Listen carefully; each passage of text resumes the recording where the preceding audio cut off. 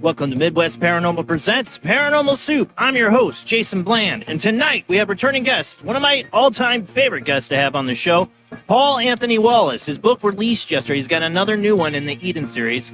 This is The Eden Enigma. Do ancient carvings in the mountains of Turkey carry memories of ET contact from the dawn of civilization? Yes, my one. Yeah, you know it. Favorite topic. Ancient aliens, baby. Oh, yeah. We're going to get into all that tonight with Paul Anthony Wallis. If you've never seen or heard Paul Anthony Wallis, well, welcome to a delightful experience tonight. He's, like I said, one of my favorite guests.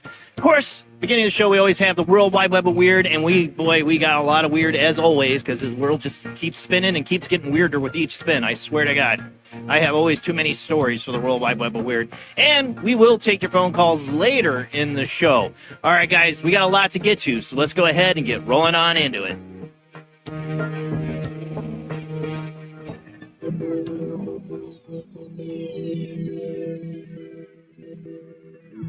Welcome to another night of Paranormal Soup. As I said before, I'm your host, Jason Bland. Tonight's guest is Paul Anthony Wallis. He's actually here joining us in the panel. We'll bring him on just because I want to make sure his sound is working well. How you doing tonight, Paul? If I click that button, my sound should be perfect. Yeah, sound is perfect with your G'day, Jason. Beautiful voice. It's great to be with you once again. How you going? Doing good. Glad to have you. Jamie, thank you for joining us, my beautiful co-host. I don't Jamie. know if Rob was running late, so I'm probably going to have to get this all set up for the World Wide Web of Weird. So let me get that set up. Join us, Paul, for the Weird tonight. We're going to do our World Wide Web of Weird segment here as soon as I can get everything ready. Okay, there we go. We'll have that in a second. But yes, Paul, it is an honor. I can't wait to read your new book. I'm so excited. We're going to get into this, the Eden Enigma, tonight. And like I said, guys, if you want to ask our guest, Paul, questions later in the show, we will open up the phone lines for you. But you know what? We got a lot of weird to get to first. So let's go ahead and roll into the World Wide Web of Weird.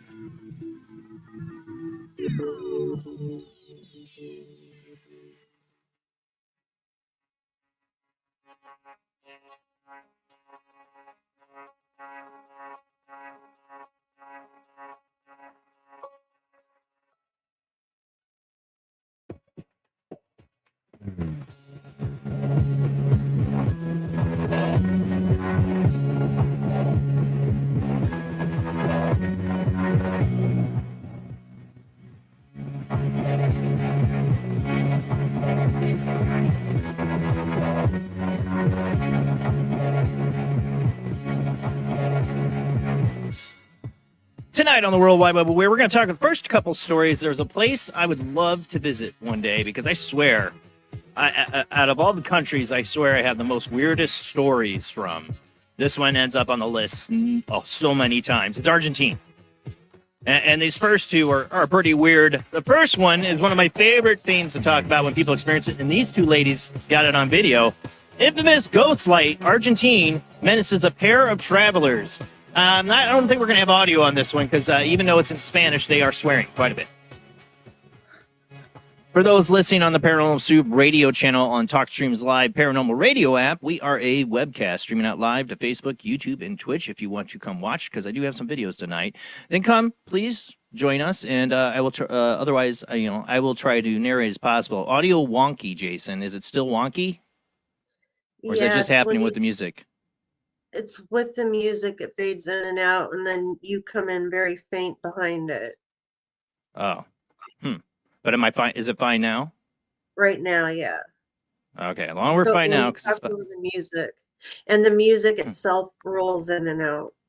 I think that's just the audio because the StreamYard. Yeah, we need to look at a new service that's downgraded their bandwidth. I think that's what's happening. It's just not handling the music, the bandwidth from it. I don't know. They doubled their price and cut the bandwidth.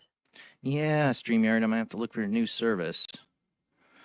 All right. Well, let's go ahead and get this up. On to more important things and technical difficulties.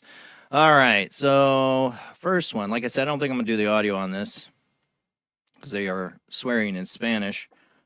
Oh, let me pause that. Hide that. Let me stat it. I hear it though. Let me mute that. Mute that. All right, so I don't hear that. Okay, first off here from Argentina. A pair of travelers in Argentina captured footage of a mysterious orb that they believe was a legendary sinister spirit known as the Luz Mala. The eerie incident reportedly occurred last month as two women were driving down a remote road on the outskirts of the city of Santiago del Estero. We were going to the country where my grandparents lived, one of the witnesses explained, when they suddenly spotted an inexplicable orb piercing the otherwise barren night sky. After seemingly being chased by the light, the pair opted to stop their car to observe the oddity, which briefly vanished then reappeared. At this point, I realized it wasn't a joke, and I got scared, the witness behind the camera later recalled. Seeing that the anomaly appeared to be moving closer to them, the unsettled duo hastily decided to resume their trip from down the road, with the orb eventually disappearing from view. While in some places witnesses to such a strange event might consider it a UFO sighting, the folklore of Argentina offers a different interpretation. A long-standing legend in the country is that of Luz Mala, if I got that right, simply bad light, a sinister spirit that manifests as an orb. To that end, the duo's encounter with the curious anomaly is strikingly similar to countless previous tales of unfortunate travelers terrified by mysterious illumination. All right, I'm going to go ahead and play this. Like I said, I don't want to play the audio. They're kind of swearing in Spanish and stuff, and even that. Let me mute that on my end. Yeah, like the first words coming out of their mouth in this is swearing in Spanish.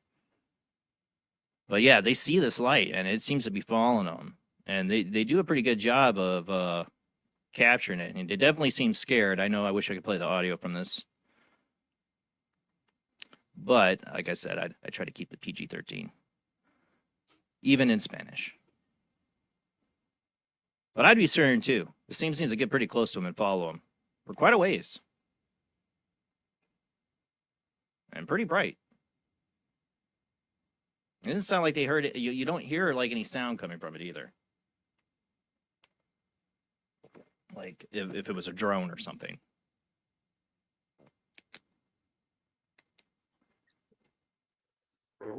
Can you play it again? Just go I was confused at what we were looking at before. Hold on. Go back. Go here. I think this is when they see it up in the sky, but eventually you see it's behind them, like following them as they go further down in this video. I don't know. What would you do? You had a ghost light stop and fall. Yeah, I'm not as scared of it. I guess I would kind of, a big dog man run. Bigfoot. I'll probably take off too. But I don't know. A ghost light. I kind of want to stick around. I want to see, and I'm probably gonna have a bad time.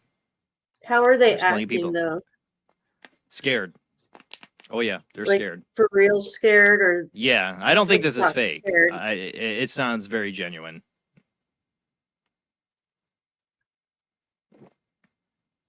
Just realize they're putting some of the words up there, but you know, like I said, these people. This is interesting for a ghost light. They really got a lot of good footage. So next one up, I don't know. This is probably some TikTok shenanigans going on, but it kind of creeps me out. Bizarre video out of Mexico. Mexican cave. Oh, I thought I had another one from Argentina. I guess it was just that one. I guess I was wrong. Misremembered. This one's Mexico. Sorry. Bizarre video out of Mexico purportedly shows a humanoid creature thought by some to be a legendary type of goblin discovered lurking in a cave, according to a local media report. Fantastic footage was posted on social media last week by an individual who claimed to have encountered the creepy being on the outskirts of Veracruz. In the video, the face of the figure, which eerily resembles that of a small person, can be seen poking out of a hole in response to what image was an unexpected visitor to a subterranean dwelling. Now, I swear to God, I have 10 years worth of shows. Jamie, I'm going to play this. Tell me if this is not eerily familiar, like we've had this before. Like this is what my guess is. This is resurfaced from something else. I think it's a monkey trapped in a cave. Tell me if we've not showed this before. And I swear, and now it's going viral as this little like creature in this story in Veracruz. Tell me, I'm going to play it now. Hold on, if I get up here. I'm not. This has audio. I'll play a little bit of it. I gotta unmute it so you can hear it. Maybe the sounds will bring it back. I don't think you people want to hear it.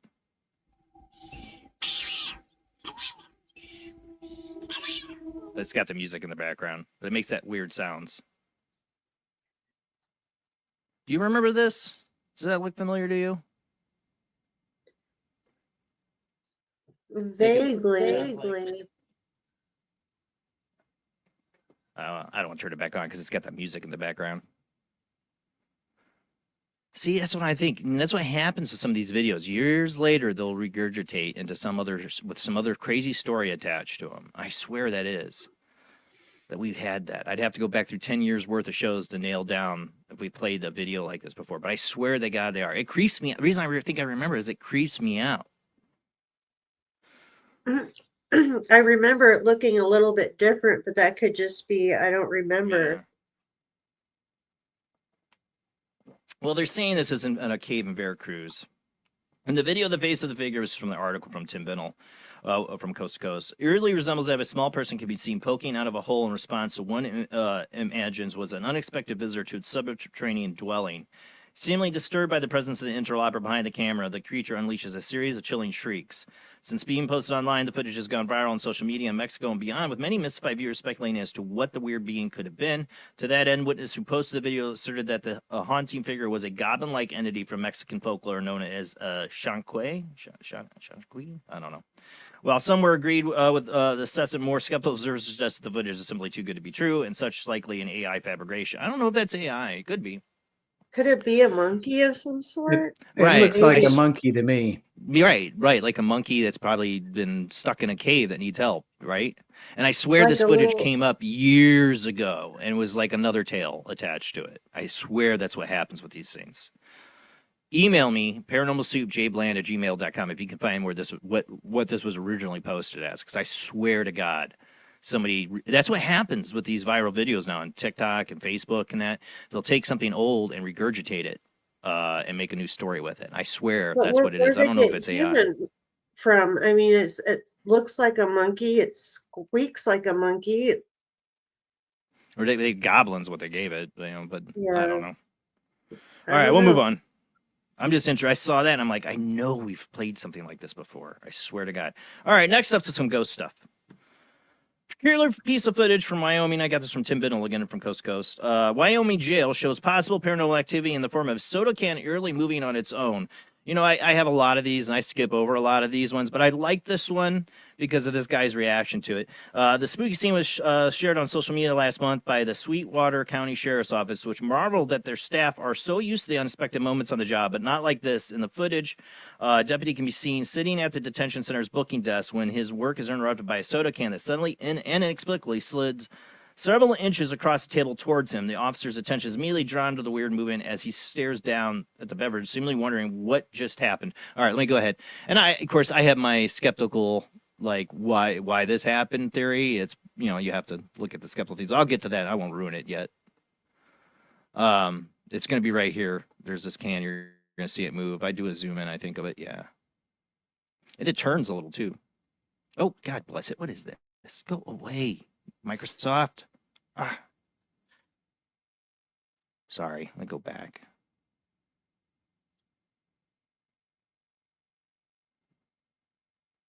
I like his he's like, what? I know some people that work in like a LaPorte County jail. I have over the years. That jail's super haunted. Yeah, I'd love to be able to investigate one of these places. But the simplest explanation possibly is, you know, if there's any kind of condensation from the can that gets on the table. I was gonna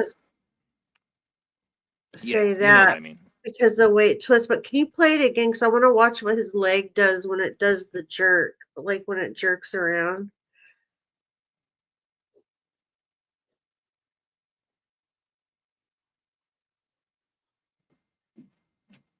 I don't see anything like with the leg as a zoom in.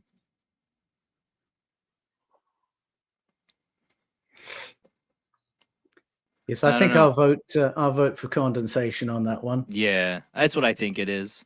But I love his reaction, like, okay. He just stares at it. Yeah.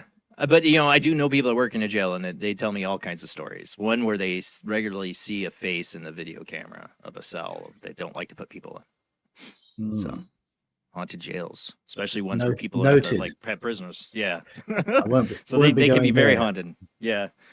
I don't know. You're a rowdy person. I don't know. We might find you behind bars. I don't know what you're up to, Paul, at night. I'm not saying. All right. Next up here. Now we got some rowdy fortune tellers up next.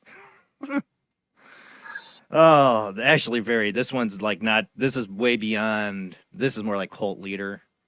Fortune teller turned cult leader. Chilling story out of Japan. A fortune teller has been implicated in a pair of mysterious drowning deaths that authorities believe were orchestrated by a self-described mystic. According to local media report, the complex case back in August of 2020, when the remains of Kahi Termato and Ichiro Yonida, I probably butchered that, I'm so sorry, bond together at their wrists, washed ashore in the town of Hirogawa. An investigation into a grim discovery ultimately concluded that they had committed suicide. However, nearly 5 years later, unsettling new light has been shed on their demise by way of a man who told police he had run afoul of a fortune teller and was thereafter with a similar fate as, and was threatened with a similar fate as the two dead men. The unnamed victims explained that he had fallen under the spell of the mystic Yoshi Hamada, who managed to extort a staggering $540,000. Man, we report some big numbers these guys get from people. Holy God. From him over 3 years. When the man began to waver in his devotion to the fortune teller, cult leader, I think is what they should call this, he was given an unnerving warning. Do you know what will happen to you if you try to run away?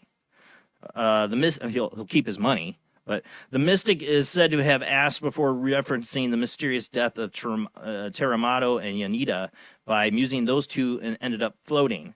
Upon receiving the new information, police reopened the case and quickly determined that the far darker story had been unfolded in the summer of 2020. Authority says that Hamada had formed something of a cult, you think, that included Teramato and Yanida, who had become her devoted followers. After separating the men from all their wealth, police say their spiritual leader convinced the entrenched duo to commit suicide by walking into the ocean as a way of cleansing their loved ones of evil spirits. Remarkably, when questioned by police, Hamada reportedly admitted to being at the beach when the men drowned. Okay, so you just watched them drown. Though seemingly did not take responsibility for their deaths. That said, the mystic also told investigators that she had forged a suicide note for one of the men in what had been a successful attempt at ensuring that the incident would not lead back to her. Wow, more like cult leader. We've had some bad fortune tellers. I think this one takes the top cake on this one. Wow, cult leader. That's a pretty sad story, isn't it? Goodness me. Yeah, I just, people, you know, want to believe in this stuff. I get it, you know, and something greater than themselves in its own way, but that's how cult leaders get you, and or con people. And this person looked like they were doing all the above.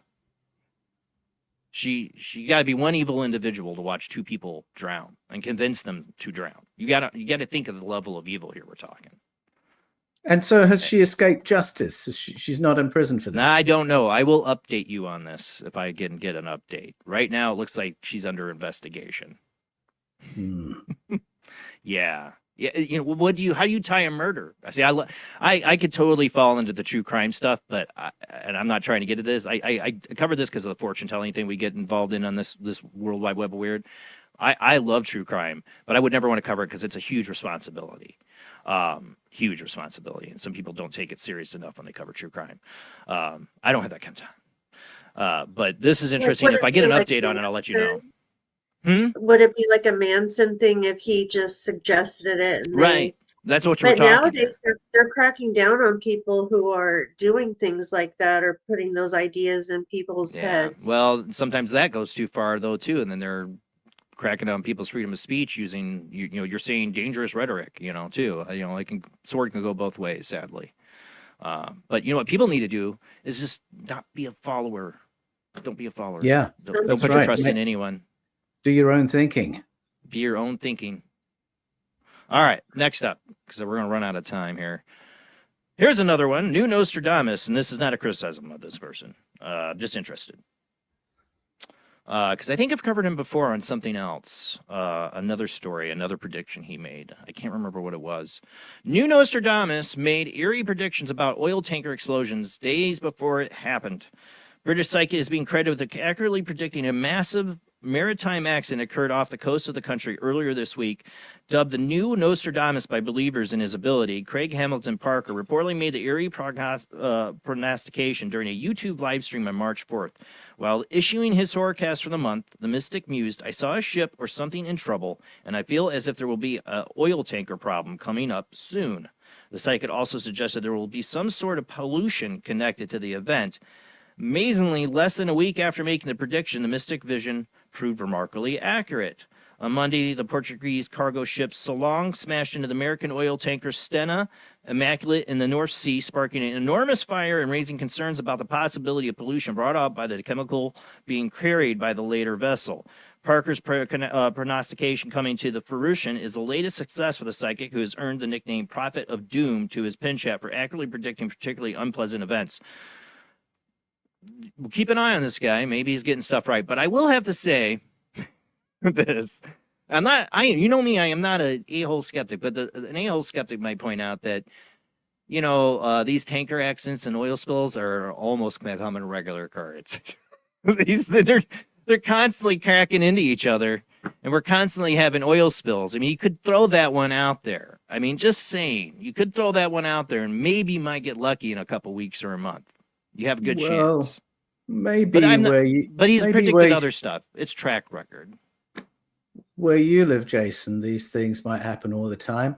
But I don't think it's that common up in the North Sea for this guy to be a week away from the event. No, this is pretty good. I'm not trying to be critical of this guy. And he's predicted other things. I covered him before, so it's really interesting. I'm just pointing out the a-hole skeptic would say. It's like the little inner a-hole skeptic that talks in my head.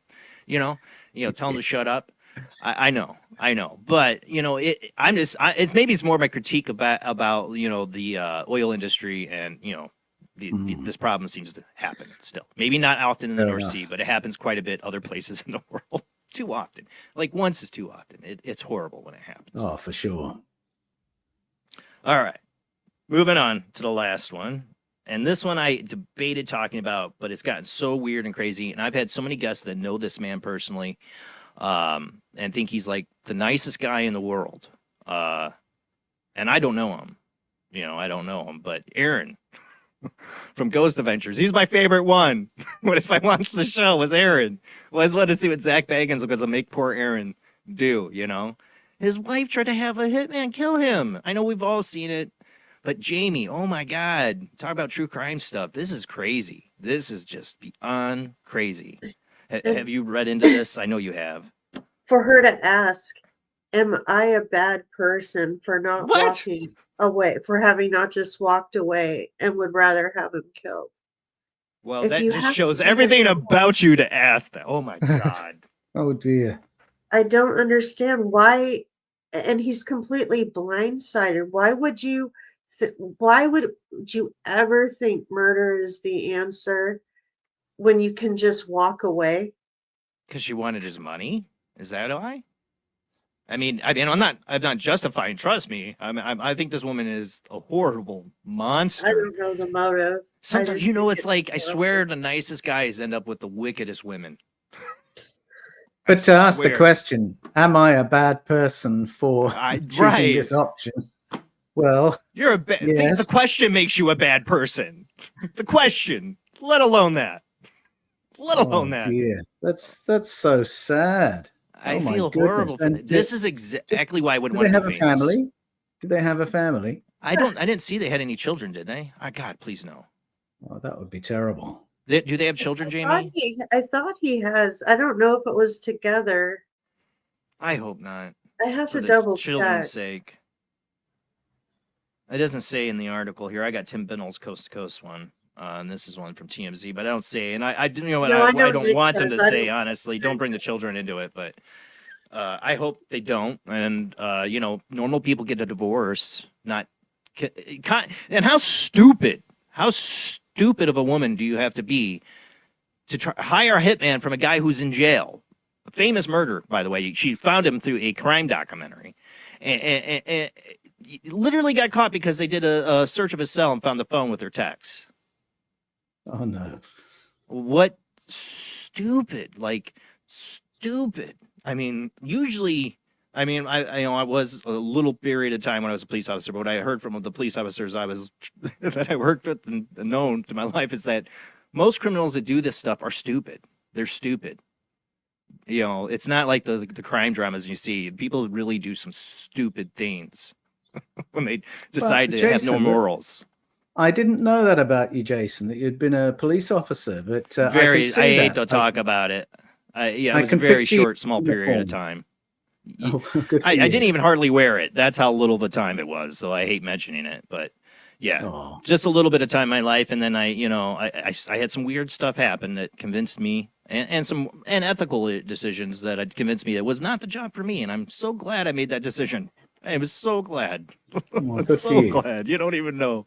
All right. Well, Paul, we got to get to your interview here. We're going to go to a short commercial break and we'll be back with our guest tonight, Paul Anthony Wallis. We'll be talking about his new book, The Eden Enigma. This is from his Eden series. If you've never checked out one of these books from Paul Wallis, boy, you are missing out, especially if you're into the whole ancient aliens thing. The TV show is great and all, but Paul goes way deeper than any of that. And these books are incredible. And his YouTube channel, Paul, we'll talk. I saw your latest video on this. I was definitely one of your best videos ever, man. Totally got to check out Paul Wallis's YouTube, his books. You're going to find out why here in just a little bit after the short commercial break.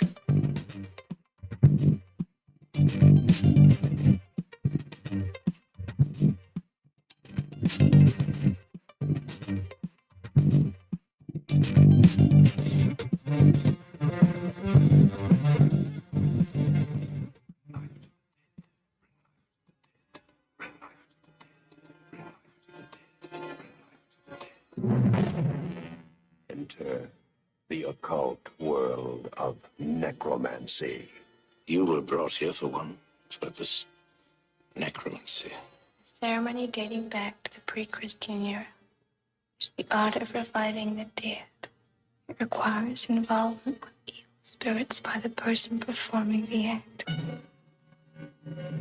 The devil god brings life to the dead. No, please, no, please. And death to the living.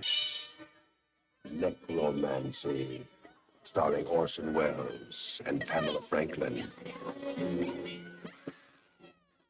From Cinerama Releasing. In color, rated PG, parental guidance suggested.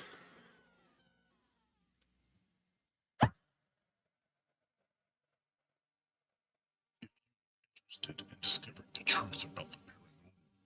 Want to hear from leading researchers in the field? Join Justin Brown on his 3 weekly shows named My Paranormal Soapbox, Necromancer Live Show, and the Supernatural Symposium, live on Facebook, YouTube, and InnoFaceDev.net.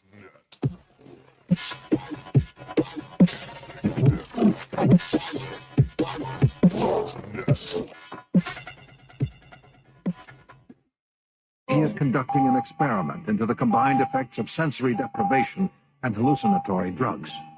The subject of the experiment is himself. The experiment is out of control. Ken Russell's Altered States, a film that must not be missed, is in the West End now. Altered States, Certificate X. Hello, I am Fernando Martinez. I think by now you know I am an emotional kind of guy. People stop me in the street and say, Fernando, what the hell is wrong with me? Silk shirt, hairy chest, enough aftershave to drown a household pet, but I still cannot get a woman. I tell them you are an ignorant fool. Without a symbol of power and fertility around your neck, what kind of woman is going to respect you? That is why I have teamed up with Medallion Man, the shop for medallion needs. Medallion Man caters to all levels of masculinity. For the strong, silent type, a medallion the size of a hubcap will say everything that needs to be said. Even singing medallions for the Casanova, who knows music is the food of love. Model trains, dollhouses, diapers, whatever your interest, we've got a medallion for you. Don't forget, every woman knows if you can't support a medallion, you can't support a family. This is the sound of a space clock aboard a U.S. satellite 180 miles above the Earth. No one winds up this timepiece. It's powered by a tiny battery, a battery that delivers power for years without replacement.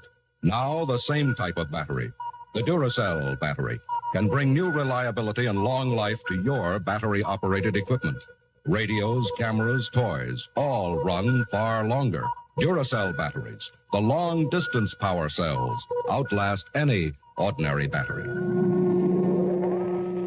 The same type of battery that keeps space clocks running for years can bring long life to anything powered by batteries. Dura, as in durable. Cell, as in power cell. The Duracell battery, made by Mallory. Switch to DCS ranging.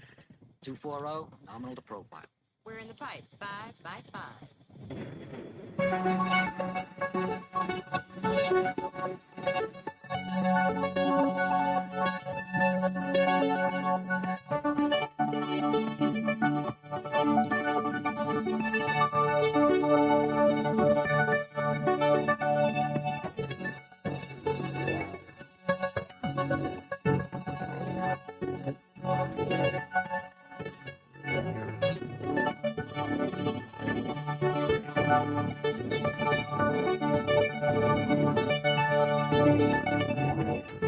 Tonight on Paranormal Soup, our guest is Paul Anthony Wallis. He's an international best-selling author whose books probe the world's ancestral narratives for their insight into human origins and the human potential. As a senior churchman, Paul served 33 years as a church doctor, theologian, educator, and an archdeacon in the Anglican Church in Australia. Paul's best-selling Eden series, endorsed by Professor Avi Loeb, George Noory, and Erich von Daniken, has made him a go-to guy in the field of paleocontact. That's what we call it, paleocontact. I love that term. And that's one of my favorite subjects. You guys know it. I'm a big Ancient Aliens believer. Not the TV show. I'm talking about in that. I've been believing in that way before there was a TV show. You know, Erich von Daniken, Chariots of the Gods, I read when I was still in grade school. Because my mom had a copy of that book on hardcover. I still have it.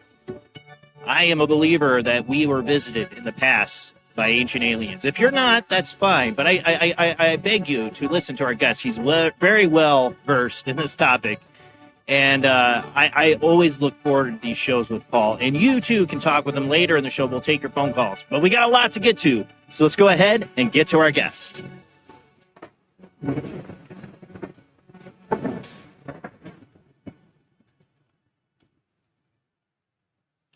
Paul, it is an honor to have you back on the show. Like I said, I've been looking forward to it ever since we got you scheduled. G'day, Jason. I always enjoy my conversations with you, so I'm excited to be back. And I'm honored, too, to have you on day after your newest book release, too. So thank you for honoring us with your presence with that. Yesterday was book launch day. I think you're my 6th interview about the Eden Enigma, my new book, so I should be warming up. Well, I watched your video. Really strong start. Well, I watched your video this morning. I really, really, really loved that video. What you talked about. I'm going to forget the gentleman's name, but about the vanilla crops and everything. We can get into that later. I don't want to. Edmund Albius, the vanilla guy. Which I should remember his name, because that's the whole point. We should remember this guy's name, right? And here I am forgetting his name. I should put that in my notes, right? It looked clever if I'd remembered that. No, I didn't. I forgot his name. But everybody should remember this guy's name. You'll find out tonight if you want to talk about that. But there's a lot to you. You've been in this. We've had you on several times. Like I said, I read Erich von Daniken's book, Chariots of the God, when I was a young kid. It made so much sense to me. So much sense to me. And I'm a big person. I've always been fascinated by the Bible, New Testament to Old Testament. And to me, well, the way I look at the Old Testament, and that's just from my point of view, is mostly I see ancient aliens in like every text. I'm just like the TV show. Must have been aliens. That's how I feel when I read the Old Testament.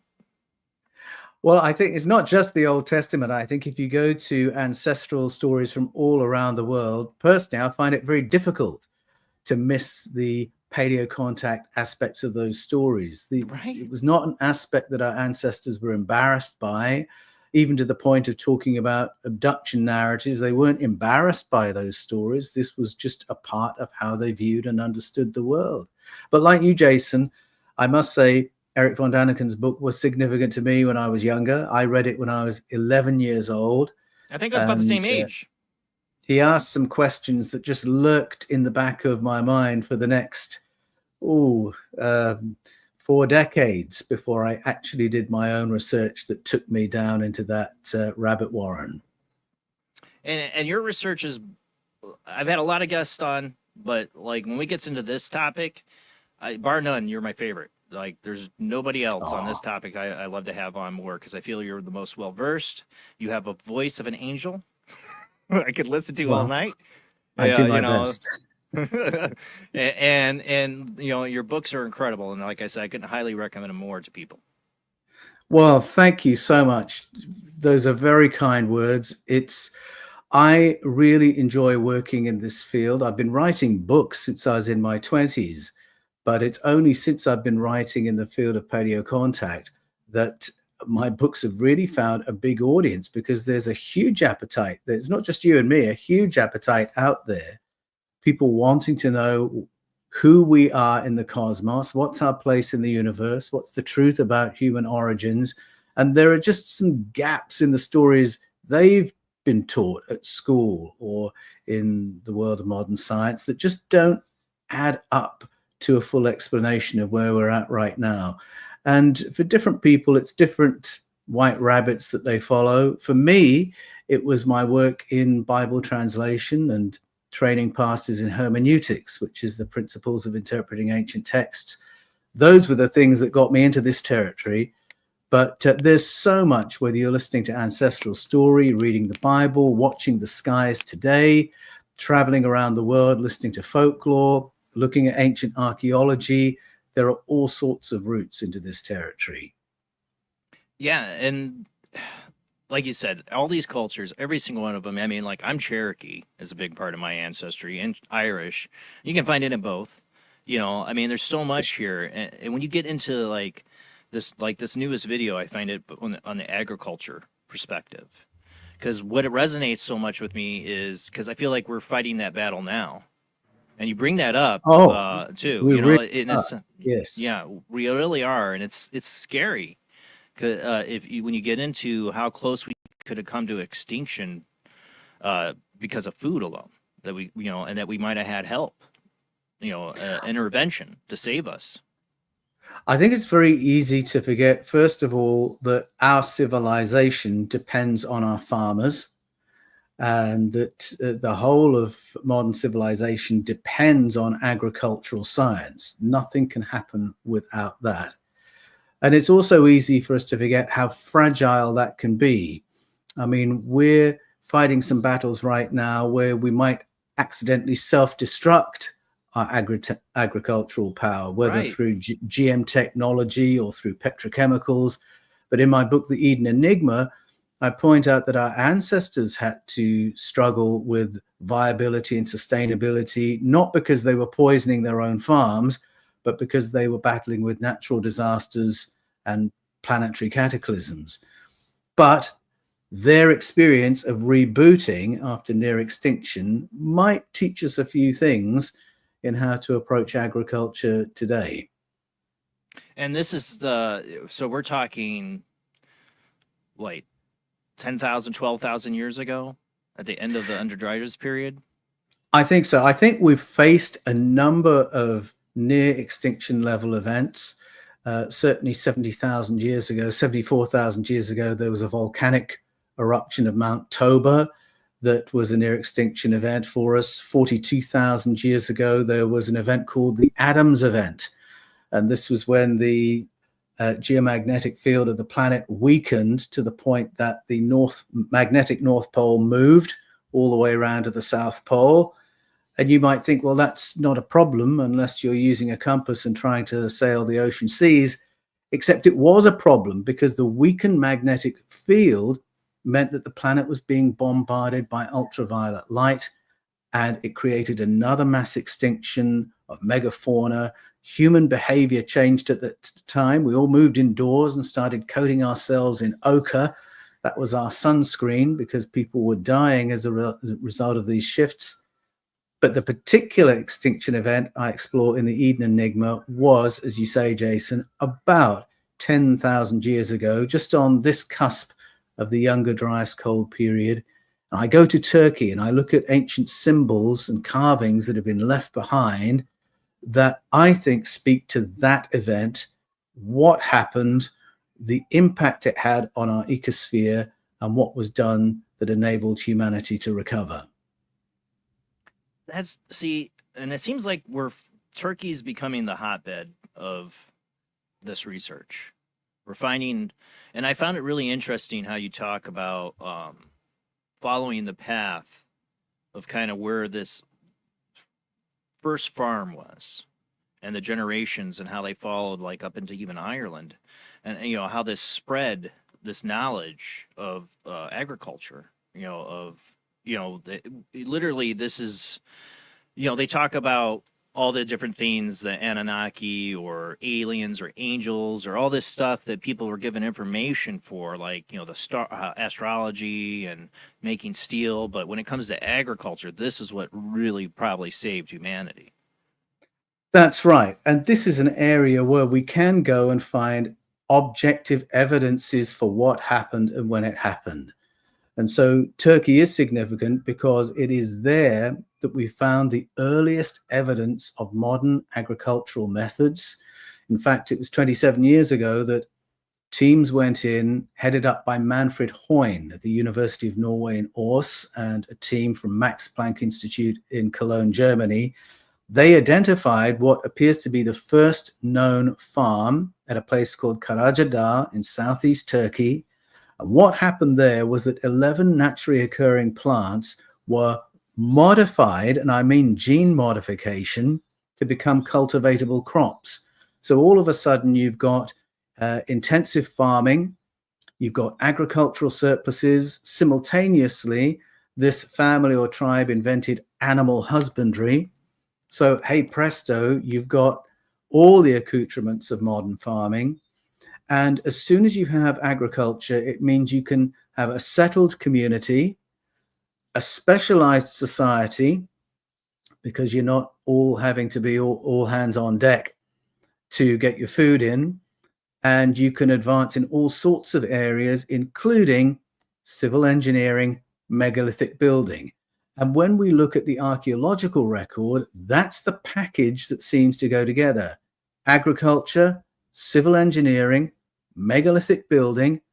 And when we follow the migrations of people from that part of the world, from Anatolia, we see these packages moving together with a great migration from Anatolia into the Baltic states, into Northwest Europe, into Iceland, Scandinavia, into Northern Ireland. The migration began about 8,500 years ago, and we see all these things, all these skills moving with them until I talk about a body that was dug up from underneath the floor of a pub in Northern Ireland, Ballycastle, County Antrim. And when they found the skeleton, I think it was Queen's University Belfast DNA tested him. And first of all, they found he wasn't Celtic. So this was a shock, an ancient body, Northern Ireland, but he's not a Celt. They found he's responsible for a lot of the non-Celtic DNA in Northern Irish people today. But the real punchline of the story wasn't his descendants, it was his ancestors. They were able to show his ancestors had come from Anatolia, that he was part of this great migration, and that by about 4,000 years ago, that migration had reached Northern Ireland with modern agriculture, with civil engineering, with megalithic building. And it was very exciting finding that evidence, because it supports story that is ages old, because you can go to the 1200s and read the post-Viking chieftain Snorri Sturluson, and it's through him we know about the Viking gods, talking about this migration. He said the Aesir, the gods of Norse mythology, came from Anatolia. They were an advanced culture, and they followed that migration path into Northwest Europe, into Iceland and Scandinavia. He pointed to evidence in his own world in language. He said, our languages over here are clearly the descendant of the language spoken in Asaland, which we would call ancient Armenia. So he pointed to linguistic evidence. Now we can point to DNA evidence, archaeological evidence. Roman and Greek writers said Anatolia is the place where the Iron Age began and humanity made a great leap forward. Now archaeology has confirmed that and found the earliest artifacts of iron technology. So there are lots and lots of vectors, and many others I haven't mentioned, that point to this part of the world and say clearly this was the place where humanity rebooted after the Younger Dryas and made a massive leap forward. And then we see the technology spreading out around the world from there. So we'll get into like also like what the, you know, from the carvings and the different beings that could be influencing or teaching these people. But I think the main thing I've always found interesting about this is that for human society to have evolved to these other steps, the first thing that really had to happen was agriculture. You had to have a place, otherwise we were nomadic. We were scavenging, you know, following migrations of animals because we were hunting instead of growing.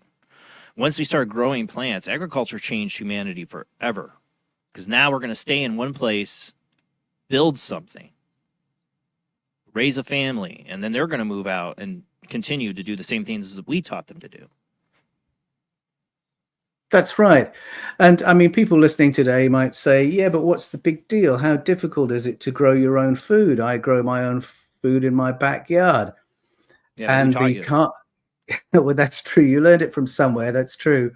But the carvings that I found in Turkey tell us why it was a problem 10,000 years ago to grow food in your backyard. There were major ecological challenges our ancestors were facing that meant not only could they not grow their own food, but their entire future was hanging in the balance. And the story is told in these carvings that explains why things weren't growing and what the help was that arrived to ensure that we had a future. And these carvings that I remember seeing in the video you're showing, they had like what, like kind of like a tree around them, or would they show images? What was the image like of that? It's like something to do with a tree around them. Yes, some of the key images that I found touring Turkey, and in the Eden Enigma, I go also into ancient Iran. We also refer to some carvings in India as well. The real red pill moment for me was looking at carvings of beings who look very much like us. They look like human beings, except they've got wings. They are clearly advanced people. They're shown as very strong, very tall people. And what they are doing is attending to plants that are not thriving in the wild. They appear to be growing in clinical lab-like conditions. And these people have the familiar emblems of the bucket and the pine cone. Right. Some people call it the handbag and the pine cone. Sometimes the pine cone looks like a leaf or a feather. But when you get into the carvings that we find at in Iran from the palace of Ashur-Nasir-Pal II, and you look at the paintings showing similar scenes in Erebuni, the fortress at Yerevan, the capital of modern Armenia, we see exactly what they're doing with those mysterious tools. And what they're doing is hand pollinating plants in laboratory conditions. They are cross-pollinating, and they are creating new strains of plant that can thrive in what clearly must have been altered conditions. Because the only reason you're going to need to hand pollinate or cross-pollinate is that something has gone catastrophically wrong with your ecosphere that means you can't grow crops anymore. And I believe we're looking, we're looking at the aftermath of a major disaster. I think it's this cusp of the Younger Dryas Cold period, the end of an ice age. And we're looking at a world that was clearly absent of flying insects, which usually do the work of pollination. And because that was the world our ancestors lived in, they couldn't get harvests running from year to year. But these beings turn up, who the Urartian people who lived there in the Bronze Age called Tingir. The Tingir came from somewhere else, from far away, and we might get into where, and they taught the ancestors of the Urartian people how to do hand pollination and reboot the entire agricultural system. You wonder, like I've seen, the pictures, the glyphs and that from a number of different cultures with the box. They're holding the box, and then the pine cone. These two symbols reoccur quite often, and I always wonder, they show the boxes like, is this their oxygen? Just they show the astronauts with their air containers, and that Ancient Aliens has probably done that and all that stuff. But what if it was that that was a combination of their tools for one of the most important things they ever did for humanity, which was like jumpstart our agriculture? I have a conversation with a fellow researcher in the book, The Eden Enigma, who's very enthusiastic about this is the power pack, just like the ones our astronauts carry. Right, I've seen that comparison. Thing, and this pine cone is a code for pineal activation. So people are very keen on that. Right. And I don't want to poo-poo that, because I think at a later stage, those did become emblems that represented a holistic upgrade for humanity. But in the Eden Enigma, I go back to what these symbols meant in the beginning. And this bucket, because in Assyria and in Turkey, it's very clear they're holding a bucket, and some carvings make it very clear this is a pine cone that's being held here in most of the carvings. We've actually dug the bucket item up. We found them. We know what they're called. This was called a dalu or a bandoo. And it was a metal bucket. And in some of the carvings, you can see the hinges shown in great detail. Yeah. And so we know that's a bucket, which is designed for carrying something liquid or something that needs to be poured. And then we've got this applicator, which, as I say, most of the time is a pine cone. Sometimes it's a leaf, sometimes it's a feather. In later history, these became used for symbolic cleansing rituals. And they would use the pine cone because it could gather fluid and then you could sprinkle with it. But there's a particular carving I show in that video that we launched yesterday on the fifth kind, the smoking gun video, where you can see it's being used as an applicator. It's carried some liquid or some emulsion, and it's just dripping that liquid onto the plants to pollinate them. And my guess is it was an emulsion that was doing this this pollination. In other carvings elsewhere, they're doing it very gently with a feather or with a leaf. But the activity is unquestionable. Once you've looked at enough of these carvings side by side and these paintings, it is hand pollination. And it seems very strange that this is the one story that these ancient people want to tell. It's not a story of fantastical close encounters or earthquakes or warfare. It's this very quiet horticultural work, because they understood that is lighting the blue touch paper of civilization. This was the gift. This was the education that meant they could reboot the ecosphere, reboot agriculture, and everything else about human progress would flow from that. So they understood that what we're seeing in these images is really the dawn of civilization.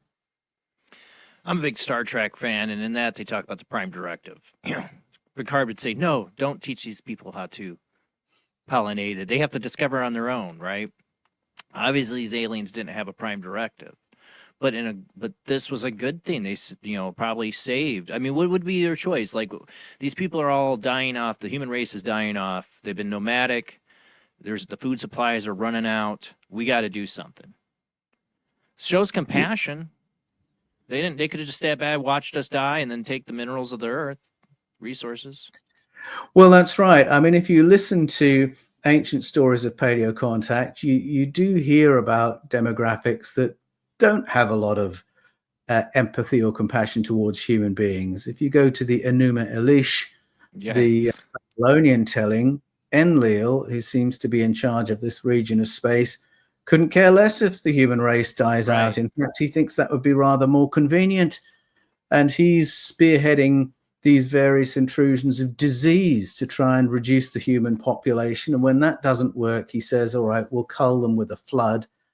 And then when the flood has come and gone and there are some human survivors, which he's very unhappy about, he says, all right, we'll now introduce limitations to human lifespans.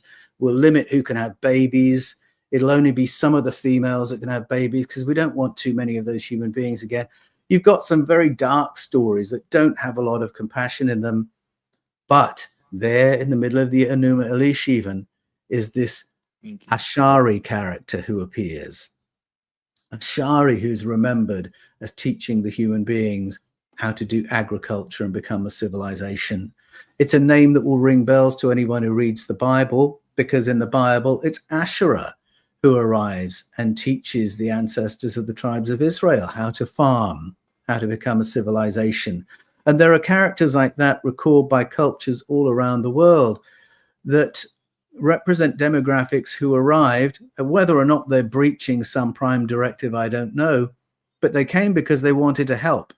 And our ancestors remember them with thanks, with gratitude, with love, with affection.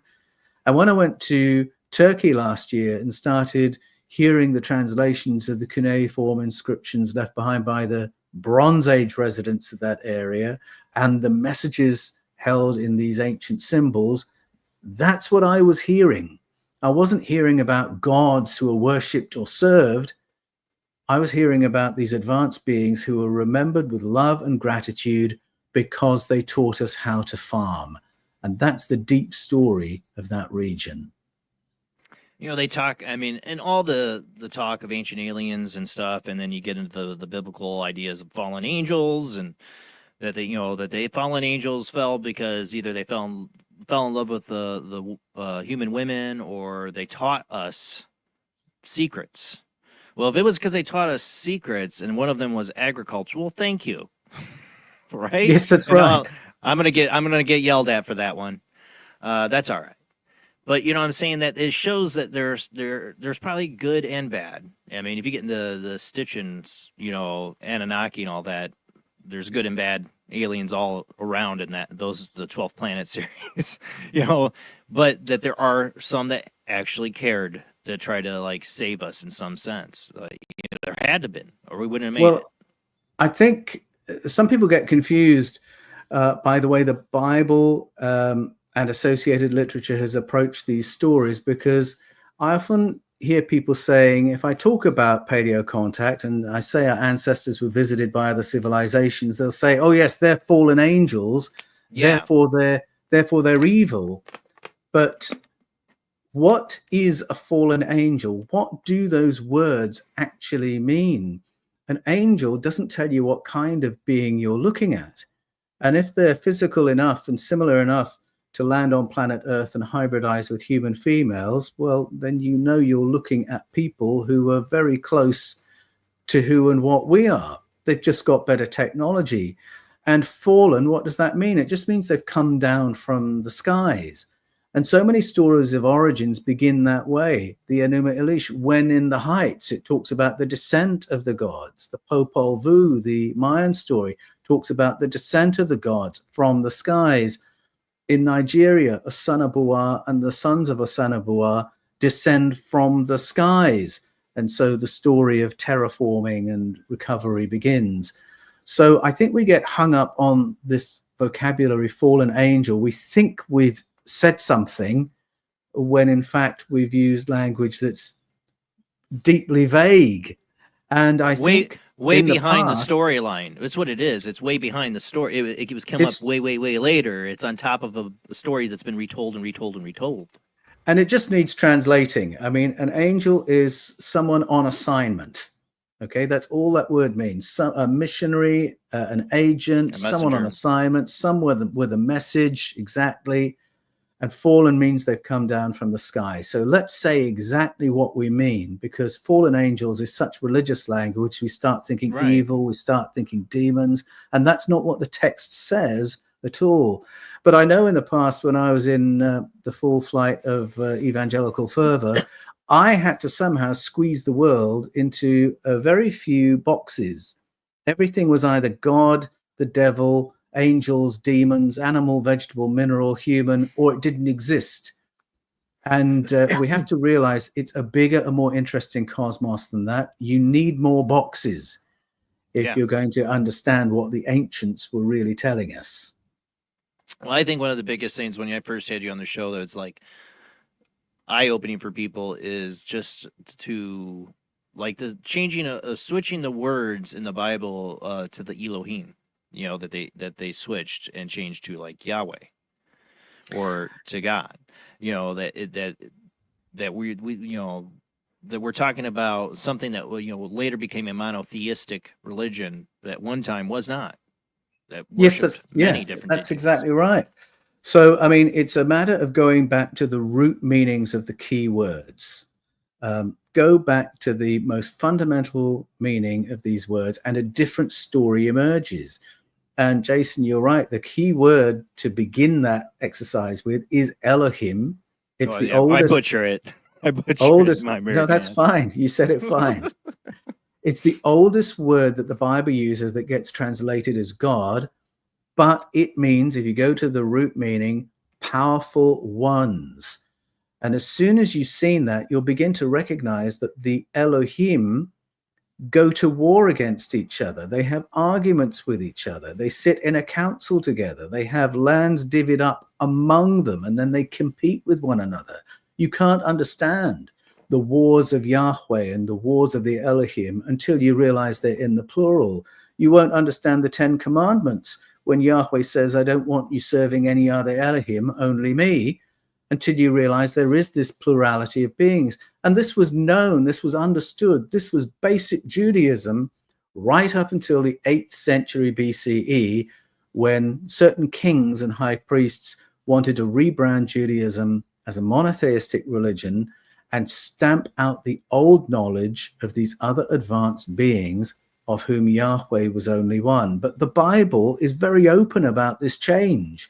It talks about King Hezekiah, the high priest Hilkiah, the royal scribe Shaphan, the boy King Josiah, the senior priest Ezra. These were the key players in obliterating the old knowledge of these other beings and transforming Judaism into monotheism. The Bible tells us the narrative was changed, and that prior to that shift, the tribes of Israel remembered Asherah and Dagon and Milcom and all these others. And just like the Tingir in Turkey, they didn't worship them. They remembered them with love and gratitude. And that's what those kings wanted to stamp out. And they also, you talked again, like how this originally, the pine cone and the box was a way of, doing the agriculture, but later on became these symbols of like the pituitary gland and mystic kind of symbolism. Yes. But it seems to be that's what happens when you see something that's out of your grasp of technology or understanding. They attach ritualistic and their own ideas to something they didn't understand. And, that's absolutely right. Of different ways. Yeah. I mean, I count myself as part of that story. Early in my ministry as a pastor, I worked in the Anglo-Catholic Church. That's the Church of England at the Anglo-Catholic end of the spectrum, where we did a lot of very traditional worship activities. And so we would have a silver bucket and we used pine sprigs to sprinkle water over the congregation as a purification act. If you went down the road to the Ukrainian Orthodox Church, they had a silver bucket and a golden pine cone that they would use to sprinkle the people. I had no idea we were repeating what ancient Assyrians did with the mulilu, the sprinkler, and the bandoo, the bucket. They were using it as a purification exercise as well. And of course, I had no idea at all that in the beginning, we were using what was agricultural equipment, and it completely changed the meaning of what we were doing with it. And that's so interesting, the way, you know, I mean, if you could have a time machine, go back 12,000 years ago and see what these aliens came through. We'll talk about, I would like to talk about the portals tonight, part to it, too, but either that or coming through a portal from another dimension or a ship coming down from the sky, what these people would have witnessed and seeing these, maybe going through and planting their fields or teaching them how to do it. I mean, they, you say they didn't worship them as gods, but they would have been memorized by this experience. Who wouldn't? Even today, if they came down in big ships, we'd all be like, with our phones out. But they didn't have phones. They had to make carvings and tell their children and their grandchildren, their great grandchildren, and pass it on down. And then it becomes ritual. That's right. And every culture has found a way of retaining that memory. And if you're listening to folklore, reading ancient texts, one of the best things you can do is to picture what you're being told, because that will often get you beyond the conventional translation. And if you have, let's say, a wormhole described to you in a text, you will get it if you picture what the writer's telling you. If there's a craft coming through the wormhole, you'll understand it if you picture it. If there's a craft that's taking off and people are feeling the G-forces, you will get it if each time you read the text, you picture what you're seeing. And I found through doing that, it's been easy to recognize that different cultures using different metaphors, different languages are experiencing describing the same things that their ancestors experienced, the same things they saw. So I think that's a powerful way to do it. Getting to root meanings of keywords is another powerful way, but a really powerful way to begin to see these old stories is simply to read them alongside each other and realize how they reinforce each other in amazing detail from culture to culture. I mean, you can see these things in the Egyptian culture. They went through, like 10,000 years ago, too, where they were having stillbirths, and they had a whole population decline due to probably the same problem with the ionosphere, with radiation. It was causing population declines and all that. And you had I always get it wrong. Tutankhamun's father. Talking about Akhenaten. Akhenaten. And there was a whole change and shift in the culture there by something that intervened with him, and then that was a shift from to a monotheistic entity, in a sense, something that intervened there, which is like a different shift. It was. It's a very interesting counterpart story to what happens in the formation of the Bible, because when Judaism is monotheized, it distorts a lot of the old stories that were actually quite positive and freeing and empowering. Something almost the converse of that happens with Akhenaten, because he comes in and says, we shouldn't worship as God things that are not God. There is only one God, the source of the cosmos. So let's get onto that, shall we? And by doing that, he was disempowering other priesthoods in ancient Egypt. And of course, this was a political act. It was a dismantling of political power of factions that had been very happy having power and running things for a long time. And so he made a lot of enemies when he simplified this spirituality and worldview to something monotheistic. Whereas the biblical story is of a centralization of power. When Judaism went over to monotheism, what that meant was that now you didn't have lots of local priesthoods. There's only one priesthood and one high priest who's telling you what's what and telling you what to believe. There's only one temple now, the one in Jerusalem. So all your tithes are going to come there. So a huge centralization of economic power. And there's only one king and one God, and that's the king the God worships, the God the king worships. He's a violent God and a jealous God. So suddenly you've created this pyramid of powers with a violent God at the top that you mustn't displease, his viceroy, the king, his assistant, the high priest. And so you've centralized power, narrative control, wealth, and with a violent God at the top of the pyramid, it justifies any violence the king is going to use to maintain order or to seize other people's territory. So it's a very different story from the Egyptian to the story of Judaism. And in Judaism, it was about getting rid of the folkloric memory of the tribes of Israel and replacing it with a top-down religion that meant you had a nicely ordered, easily managed theocratic society. I'm not making this up. The Bible tells this story itself through the books of Ezekiel, Jeremiah, 1 and 2 Kings, and Ezra. It tells you about kings and gluttony and how bad humans can be, right?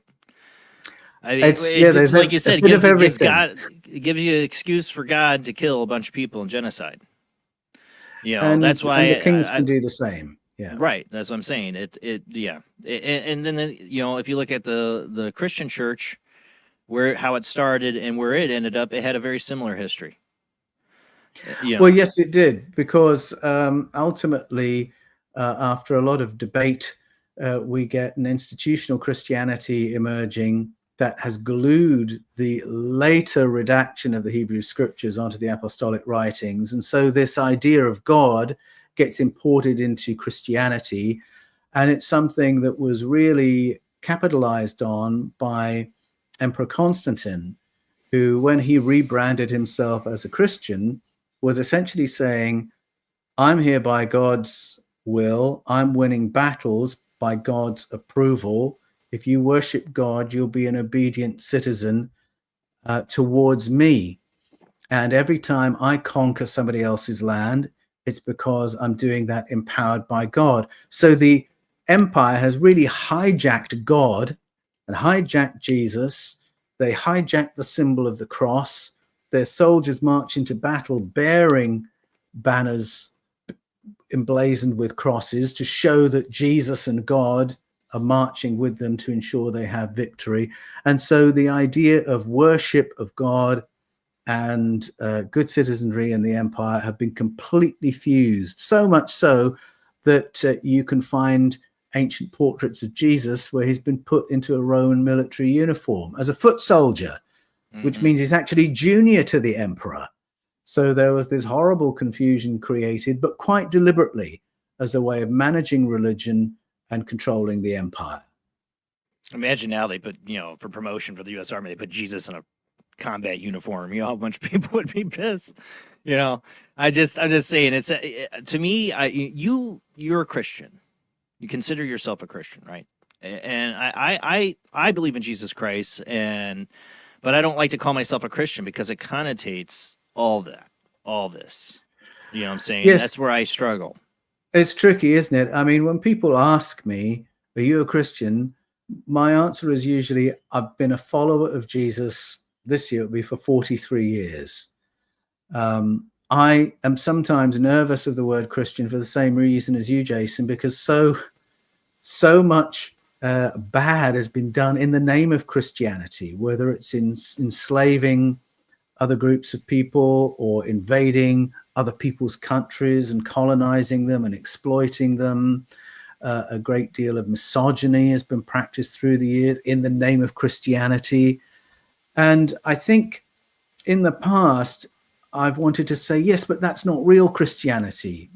Right. But that's a definition that's meaningless outside the world of the church. You have to accept that all these things have happened, perpetrated by the church, the institutional church, by Christian monarchs, Christian empires.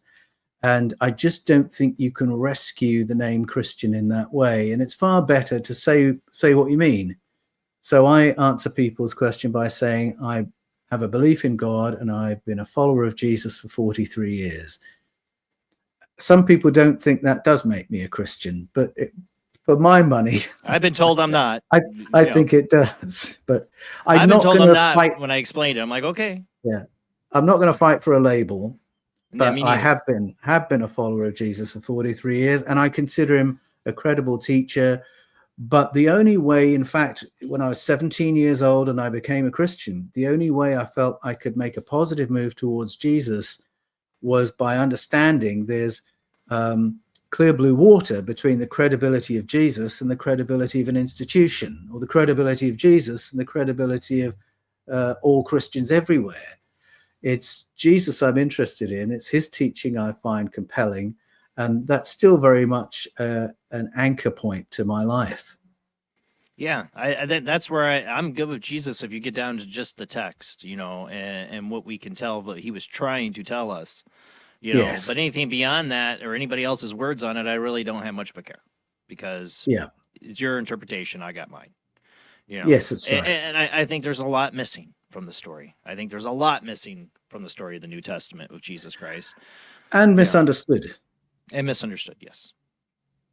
But I think whole parts of it are missing too. I mean, that's a whole other conversation to get into. But if you get into the whole the Cathars, the Gnostic beliefs, for sure, yes, there's so much more to that. Exactly. I mean, that really interests me. What was the kaleidoscope of early Christianity? Yeah. What was their experience? What were their beliefs? Because there was such a paring down of what took the name Christianity through history. And thankfully, since the Nag Hammadi finds, the Dead Sea Scrolls, we've been able to put the puzzle pieces back together and realize there was this great spectrum of theologies and experiences and ideas that comprised early Christianity, and a far more open, mystical, exploratory worldview than we usually associate with institutional church. I like, it's like Simon of Simon Magnus is like the insult name for him, but what was he? Samaritan Simon and the Samaritan? I don't remember. Or Samaria. I can't remember. You're talking about original name. Well, keep Simon going. Magnus. Well, Simon Magnus. Paul and Peter have like a big, excellent battle in the sky with him, like something out of Dragon Ball Z in the Bible. That's my imagination with it. But he's like, in the Bible refers to him like he's a sorcerer, and they battle out, right. And he converts to Christianity. He's actually one of the early Christian founders of the church in a sense. But he had his own religious following. He was his own. They call him a sorcerer. That's the Magnus part that they put at the end of it. I think as a way to backtrack and insult him, but he died a Christian in the church and later became a heretic. What was his ideas? His ideas were, that this world was created by, a mistake, by evil angels. This is some of the writings that we got. And later they try to degrade him by saying he's a sorcerer. And that's that whole story I believe you get in the Bible. But that's some of the early, I think Gnosticism and that, I'm not saying I'm a Gnostic, but some of that early ideas from Simon Magnus and later on in the later years of the, like the Cathars, and you get into the Gnosticism, is to me like the earliest ideas of the assimilation theory. Yes, early Christianity is very interesting when you realize that it didn't occur in a vacuum. People actually came to Christianity through the world of Greek thought. And when people first started reading the Gospels, that's the Gnostic Gospels and the canonical Gospels, their start point was Greek thought. They understood many things in the Gospels that you and I would miss because they came knowing about Greek thought. Those who wrote the Gospels were Greeks writing for Greeks. And so when, for instance, in the Gospel of Mark, it ends with an empty tomb, if you're familiar with Greco-Roman writing, you would know straight away that's a punchline, and that the writer has just told you, he's now ascended, he's now to be found among the gods. Whereas if you and I read the original version of Mark's Gospel that ends with the empty tomb, it seems like an anticlimax, but it's only because we're not familiar with the context in which it was being written. Similar with other concepts, the Apostle Paul, when he writes about resurrection, we tend to read in later doctrine of bodily resurrection instead of approaching Paul through the world of Greek thought, and realize that Paul is actually talking in 1 Corinthians 15 about us surviving this material episode and continuing as beings of consciousness. This was mainstream Greek thought. He wasn't saying anything controversial when he said that. And he was really repeating a little extract of what you might have heard in Plato, where Plato understands us as beings of consciousness who then become material beings, have this material experience, and then continue as beings of consciousness once again. So again, seeing the context is really, really important. And I found it really eye-opening, beginning to read Plato again and other contemporary writers of the gospel writers, and realize these gospels belong in a much wider family of literature. And we miss so much by not reading them that way. And I think probably you and I have missed out by going through the education system after they've taken classics out of school, because I'm now reading stuff that a generation before me I'd have read in school. And I think that would have really fast-tracked my understanding of early Christianity. So I'm now catching up, but I'm sharing the journey as I go. To me, that's what I'd ask any of my friends that are Christian. We've had these conversations about this stuff, and I say, you know, I'm not telling you to question religion or your faith in Jesus at all. All I'm asking you to do is explore the history. You know, try to understand it. Where do these verses in your Bible come from? You know, because this, you know, you have a very way later translated version of whatever this story is. Yes, the thing want to know. The thing that got me back onto Plato, I should say, was the paleocontact aspect.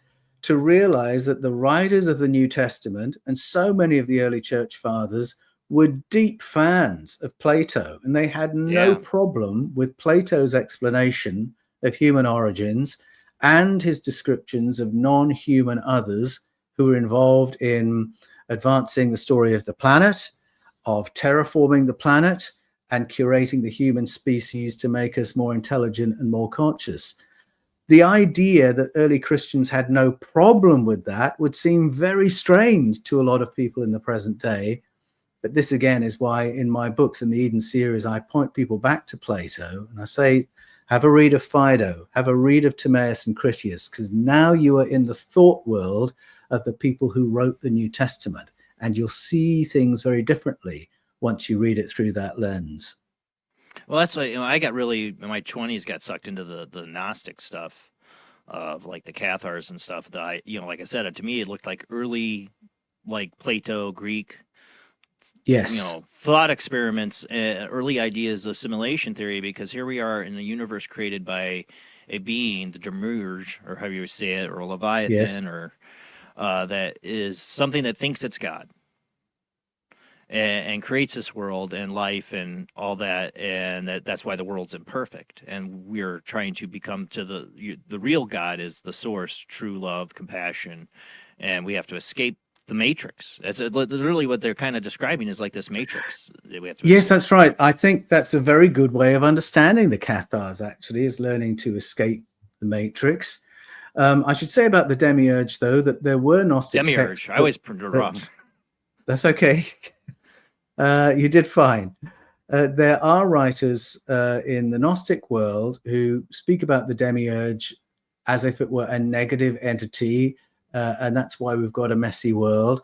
But when you get to Plato, and Plato talks about the Demiurge, and he's appealing to a more mainstream Greek idea, what the Demiurge means to him is a powerful being who is not God, not divine, but had capabilities. He doesn't use the word technology, but capabilities that meant that the environment could be transformed. And we might use the word of rehabilitation of land, or we might call it terraforming. And there's this role played in creating the environment in which human civilization can prosper. And I think that's his way of speaking about these interventions we mentioned before. where the planet's in a state of devastation and chaos, and then these powerful others arrive to separate salt water from fresh water, land from water, get plants growing again, and create an environment in which civilization can reemerge. I think that's what Plato's talking about when he talks about the demiurge. Well, he didn't have the word alien, you know, no, in a sense, right? He didn't. So, but he knows they're powerful. They're powerful. They can change the land. They can give us technology. Well, they wouldn't have the word technology, you know. But so so they're godlike. But he's trying to understand it in the sense he knows that's not what God is, though. I understand God as something much deeper. That's right, which he did, right? Yeah, definitely. Right. That's what I think of Plato. That's why everybody goes back to Plato. He was trying to grasp this understanding that yes, something here helped us. Something, you know, intervened, and there's definitely something else, a powerful being of some kind, or beings that have influenced. He could recognize. He was way back then. He could see the evidence a lot clearer than we can. Oh, for sure. But at the same time, like me, I've had an experience in my life, the shadow person experience, but I felt something powerful saved me. I call it God, the force, whatever. And that thing, with that, whatever that is compassionate love. It's eternal source. I can never picture it saying, I am a jealous God, right? I think that's what Plato was grasping with. Well, Plato talks about the demiurge, the craftsman, this kind of being, as something in the deep past. But then he also speaks about other entities that we might experience in the present, in particular in altered states of consciousness. And he's a little bit agnostic as to what they are, whether they are our ancestors or an interdimensional kind of being, but they are beings we encounter in the present. And then there were other beings. He said he doesn't have the word alien or extraterrestrials, but he does talk about people who have advanced technology that can get them into deep space, who live on islands in the sky, who live longer than we do, who are more intelligent than we are. Well, by the time you put all that together, you realize he is talking about extraterrestrial people. And he says we would understand space in the same way they do if we could travel fast enough to get beyond visible space, get beyond the sky into what we call deep space. Well, again, I mean, that is technology without using the word. That is extraterrestrials without using the word. And so it's a far more interesting universe he's describing. These ancient beings, these current interdimensional beings, these other beings who live on islands in the sky. And it amazes me that's all in the text of Plato, all of which I somehow missed when I did my theology degree, and we were all supposed to read Plato. And I now realize that I missed all the juicy bits because I was really just looking for quotes from Plato to go into my essays about the cross. Well, we got to go to commercial break, but I'm a big fan of Plato because, you know, he seemed like he was trying to wake people up. To imagine everybody else around him is calling these entities gods, you know, and he's like, wait, hold on. Yes, they're powerful. Yes, there's something, but there's more to it. He's trying to grasp the understanding of everything the data he has of what it is and describe it with the words his language can use to describe these things. So Exactly. Thank God some of Plato has survived. For us to I mean, it's influenced so much, but at the same time, he's like one of the best witnesses and philosophers of our time to think about these things back then when he could have just easily fell in line and said, yeah, they're gods. Sure. They got magic. No, he was trying to understand it. All right, we got to go to commercial break. Our guest tonight is Paul Anthony Wallis. We're talking about his new book, The Eden Enigma. Do ancient carvings in the mountains of Turkey carry memories of ET contact from the dawn of civilization? Yes, baby. Ancient alien stuff. That's my favorite topic for tonight. We will open the phone lines when we come back from the short commercial break. Just hang in there. We'll be right back.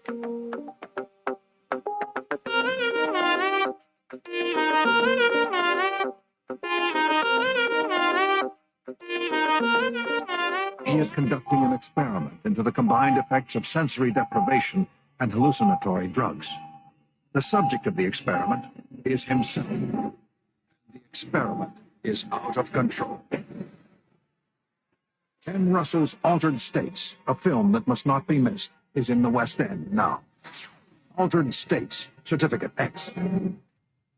Do you wish for more paranormal and spiritual content? The Paranormal Chronicles magazine is a free digital magazine crammed with the very best in paranormal and spiritual articles and features. No sign-up, no subscription, just free reading and knowledge for you. Read today at www.paranormalchronicles.com/magazine.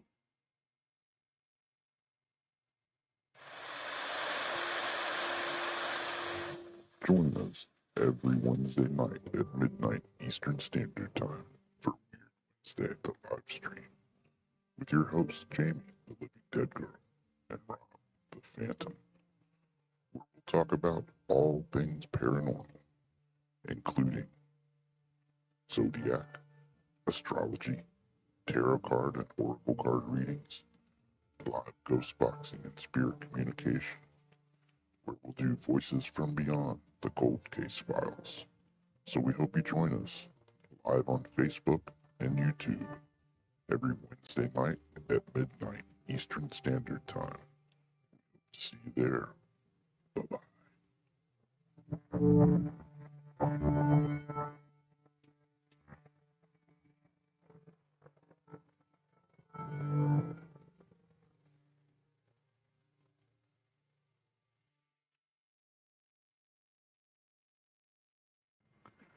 Paranation Magazine is a new paranormal magazine based out of Denver, Colorado.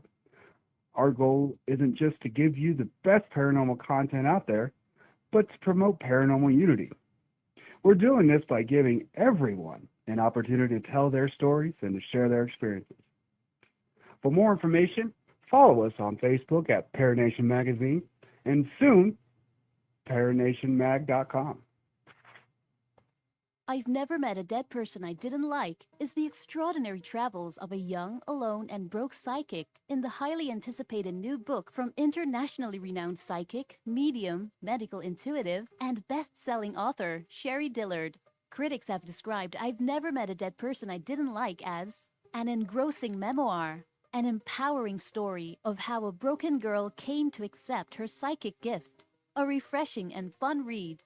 I've Never Met a Dead Person I Didn't Like is available through Amazon, Kindle, Barnes & Noble, and wherever books are sold.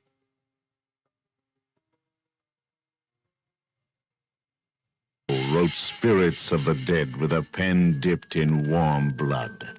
You will see the ultimate in terror with this important all-star cast. Brigitte Bardot, Alain Delon, Jane Fonda, Terence Stamp, and Peter Fonda in Edgar Allan Poe's Spirits of the Dead. Only Poe's demented genius could bring to the screen such horror and evil. Spirits of the Dead stars Brigitte Bardot, Alain Delon, Jane Fonda, Terence Stamp, and Peter Fonda. Directed by three masters of the cinema, Federico Fellini, Louis Malle, and Roger Vadim. Spirits of the Dead is an adventure in terror beyond your wildest nightmares. Spirits of the Dead in color is rated R.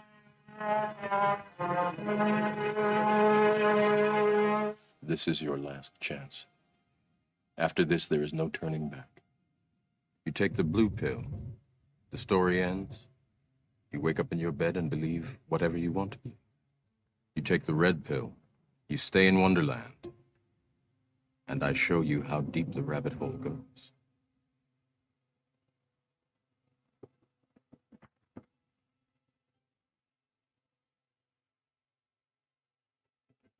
Remember, all I'm offering is the truth, nothing more.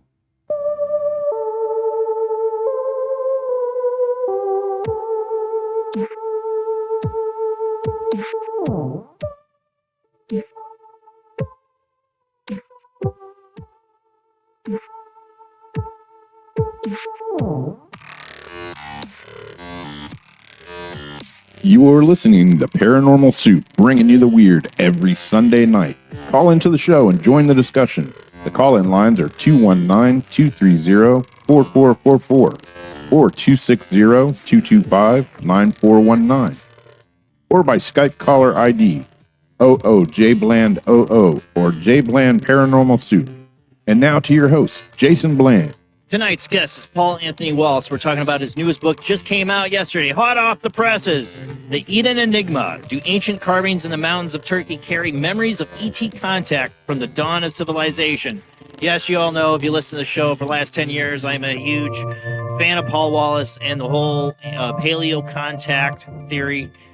To me, it's the best evidence. There's so much evidence that we were contacted, that human civilization was saved, jump-started, DNA was probably messed with. Lots of things happened back in our ancient alien past. I honestly do. And if you don't believe it, that's fine. That's fine. I do. I think there's so much evidence. We could talk all night about it. Paul's got a whole amazing set of books in the Eden series. I highly recommend if you're interested in this topic.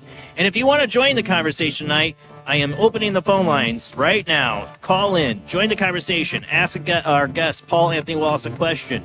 But let's go ahead and get back to the show.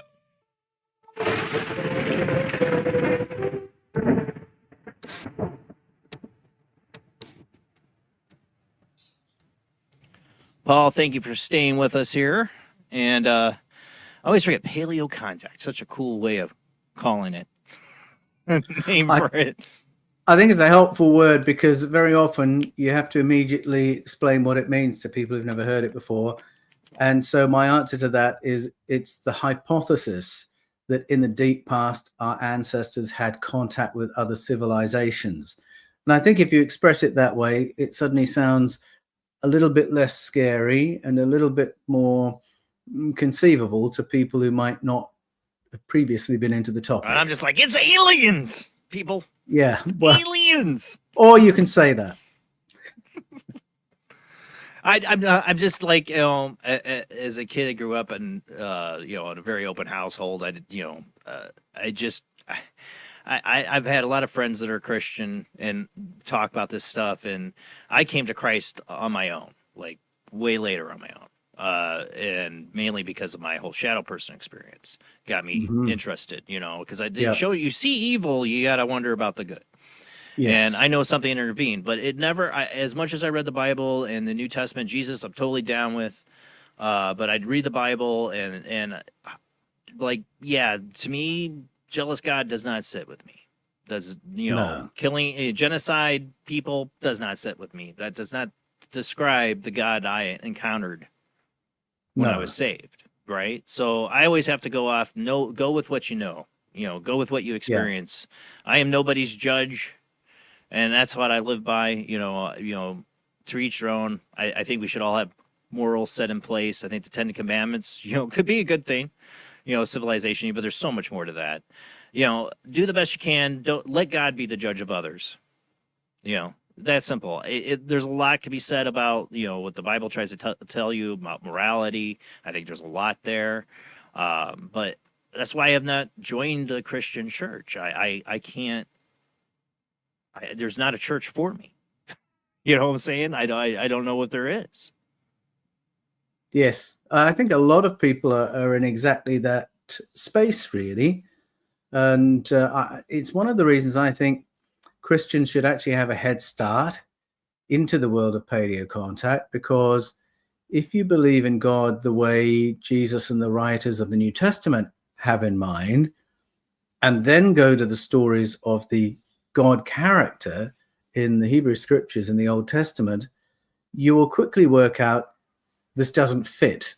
These are two different sets of morality here.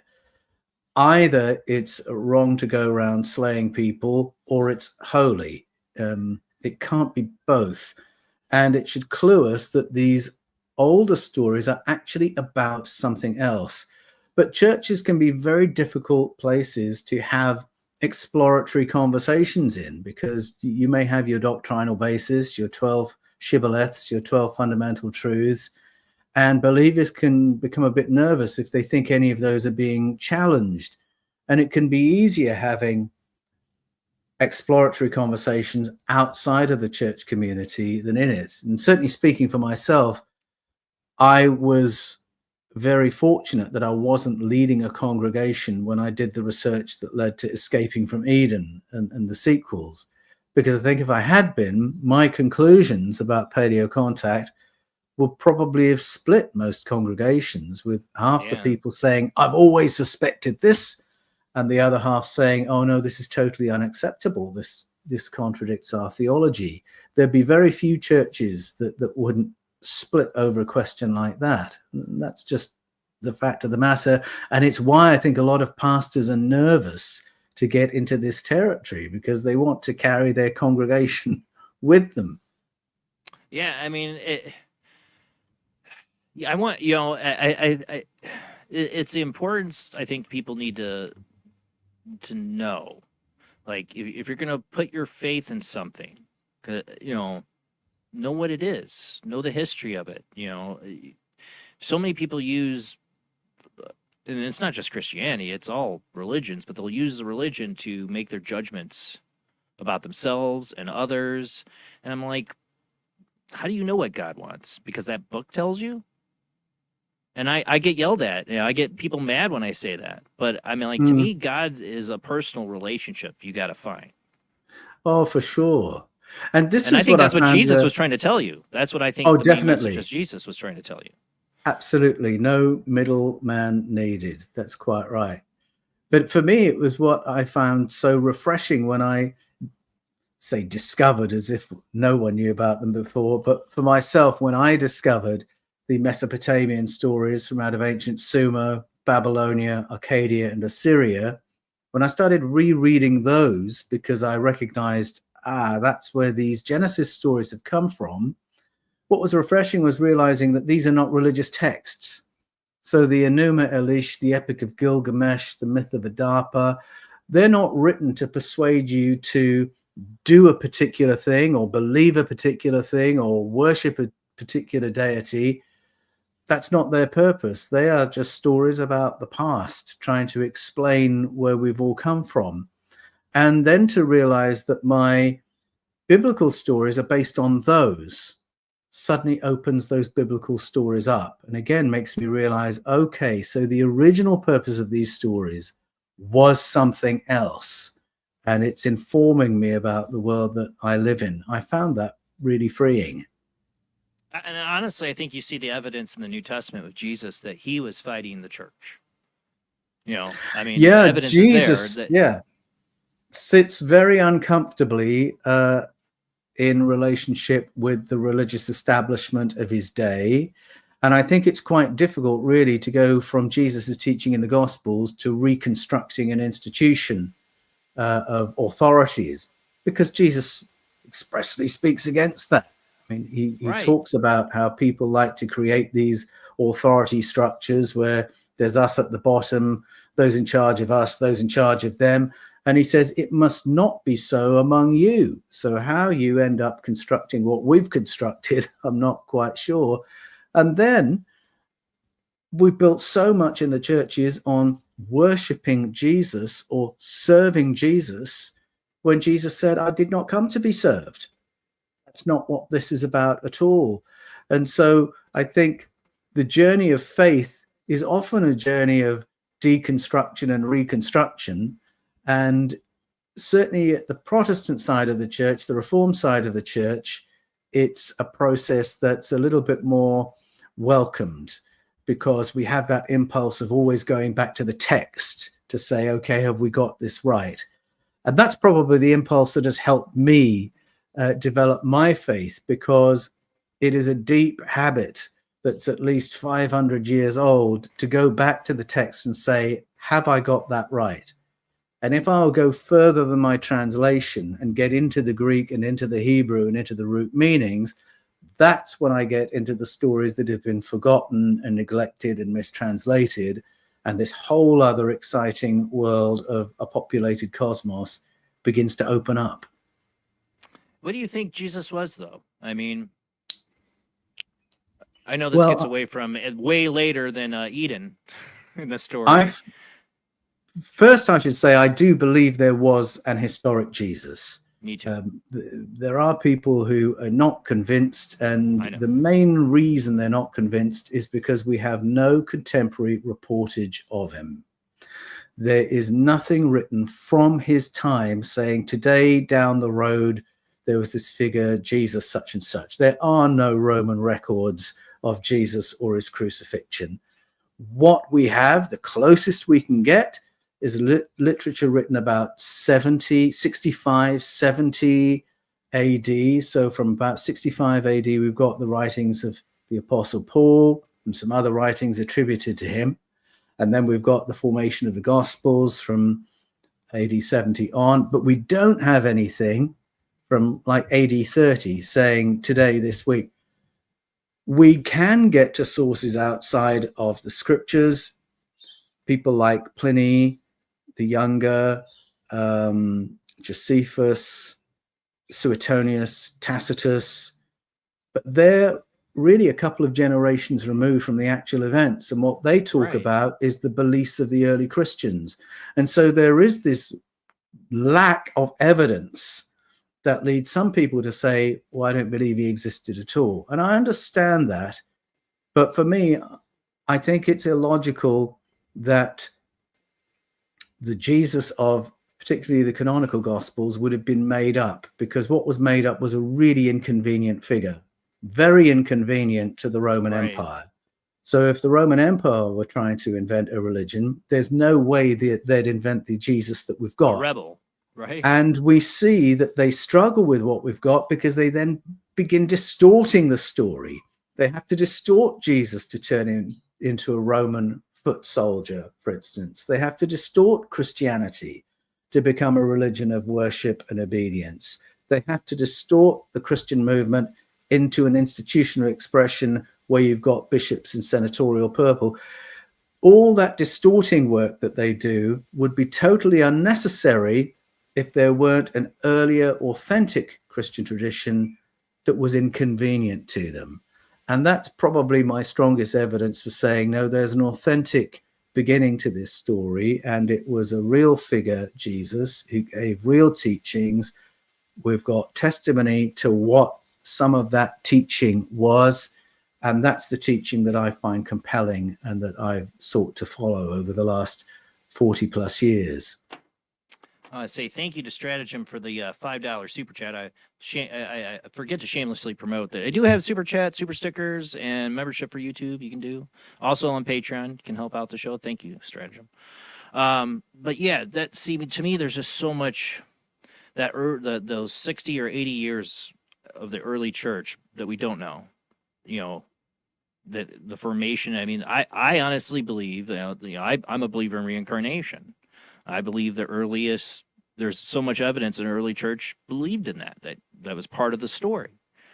And later now, now it's not. But to me, that's part of my experience. Like I had my experience with the God coming into my life. I go by my own personal experiences with my spirituality.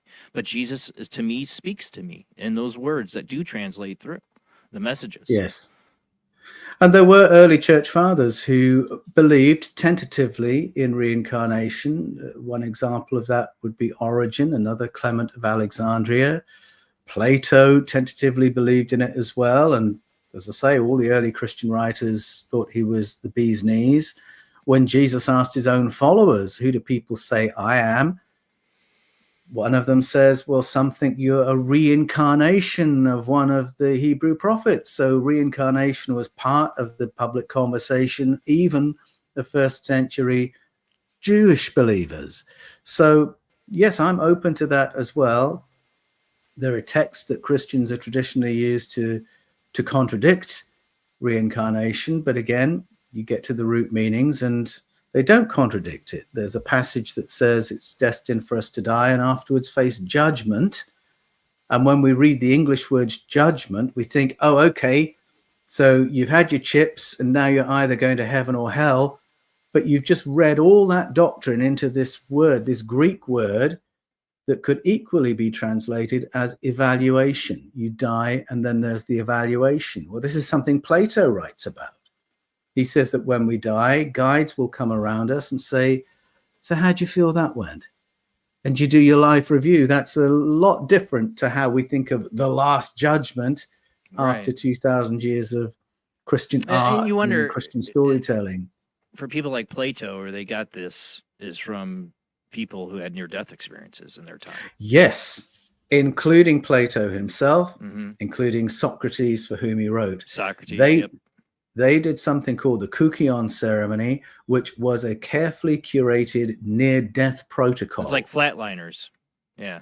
Yes, that's right. And it was because of his/their experiences through that near-death protocol that he says these things about, I believe there are guides who come and help us because I've met them and I think it's the same guides. So this is one of the fascinating things about Plato. Some of his writing sounds like modern science, some sounds like philosophy, some sounds like a study of ancestral story, and some of it comes from deeply personal experiences of altered states and contact experiences, close encounters. And when he talks about what happens when we die, it's from that last source that he's getting his information. He's completely unashamed to say that's where he's getting his information from. Well, it's Plato. He's a man of experience. Yeah. He's the ultimate agnostic. He questioned everything. And that's what made him brilliant. You know. Yes. And he had to experience it to know. I'm sure. That's what I'm saying. He did that. Knowing, I mean, other people had to have near-death experiences. He's heard it. He had to experience it to tell you what he saw. That's right. I forgot about that he did that. Yes, that's right. So they had the near-death experience, you know, the flatliners moment. That's right. And, you know, they're trying to tell you there's aliens and all this happening in history, but there's something else beyond them, something greater, an afterlife and a source, something cosmic, a power, a God, the real God. And that's what I always found interesting when you get, you know, later on down the years with the ideas of the Cathars and the Gnostics and this idea of what I believe is early simulation theory, you know, that we're in some kind of like matrix, you know, and like this evaluation that happens at the end, you know. I always talk about my favorite movies that all have to do with the afterlife, and one of them is Defending Your Life. You ever seen that movie? No, I've not Albert seen Brooks? that. Albert No, Brooks, not yet. You should see. That's an old one. Is it funny? Oh yeah, it's a comedy with Albert Brooks and who is it? Barbara Streisand? No, not Barbara Streisand. No. Another Harvey Weinstein girl. Who is she? Oh, famous actress. I can't think of her name. Double Wears Prada. Can't think of her name. Famous actress. Death becomes her. Okay, Meryl Streep. Meryl Streep. Thank you. Meryl Streep, Albert Brooks, and in that he dies, and he has to have like a lawyer, as an angel, whatever, defend him in a court and it's all like, you know, why did you do that? Because you were afraid, you know, like, you know, it's all about him facing, you know, taking chances and living life. Oh, that's right. You know? Oh, I love that. Yeah, this is, I mean, that is all Plato. Plato says that if you want to have a better human experience and a better experience of evaluation and a better next thing after this life, the best thing you can do is learn to shake off what he called the heavier emotions. So if you can shake off things like rage, unforgiveness, resentment, fear, anxiety, trauma, unfulfilled ambition, if you can shake off heavy emotions like that, you will have better experiences. And his understanding is that the whole purpose of our life is to have experiences and to be enriched by them and to learn from them. And I love that approach, because I think if you see life that way, then instead of tiptoeing around, constantly worrying you're going to fall off the track that God wants for you or displease God in some way, that's really diminishing. That's what flows from this distorted view of God that we've sometimes taken from the Bible. Plato's view of God is a really empowering one. We are all aspects of the divine. We've become individuals. We're now having an individual material experience. So go for it. Have experiences. Be enriched by them. Learn from them. And I find that gives us far greater courage with which to go at life. And I find that helpful. You'd really like that movie then with Albert Brooks, Defending Your Life. All right. Okay. Not everybody likes it, I've been told, but you know, I like that movie. I like all these movies that have to do with the afterlife. This is my jam, I guess. Ever since I was a kid, I loved all these movies like that. I was just thinking of another one it's similar in the same concept too. I think we were just talking about it. I don't know. There was another movie I was just thinking about too that kind of covers that same idea. Well, Flatliners. You know, they doing that, you know, because everybody that dies in Flatliners, you know, they're all facing these guilts, times that they, you know, made these major mistakes or moral choices in life that weren't great. Like when, you know, was it one of the Baldwins is making sex tapes or something like that? You know, so he's already doing bad things. But another one, Keith Sutherland, you know, accidentally killed a kid, you know. So the kid's coming back and beating the crap out of them, you know. But it's like they're all facing these afterlife, you know, killing themselves, going, you know, to the afterlife to see things just like Plato. All right, I'm going to have to watch that as well. Yeah, yeah. I always say I need to do a Paranormal Soup movie review, like of movies that influence the concepts and ideas that I talk about on the show, and that would definitely be up there.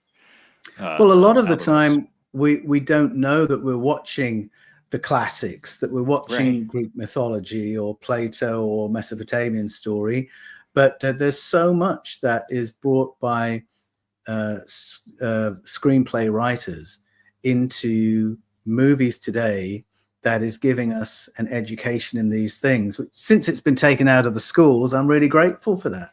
So, I mean, my boy who's 10, Caleb, he's currently reading Rick Riordan, his Percy Jackson books. Yeah. And so my 10-year-old probably knows more about Greek mythology than I do. Right, it's a great way. Because Rick Riordan has done a brilliant job of putting it all into fresh fiction for a new generation. And that's the real gift of fiction, the real gift of writers. Oh yeah. Well, they have my 13-year-old.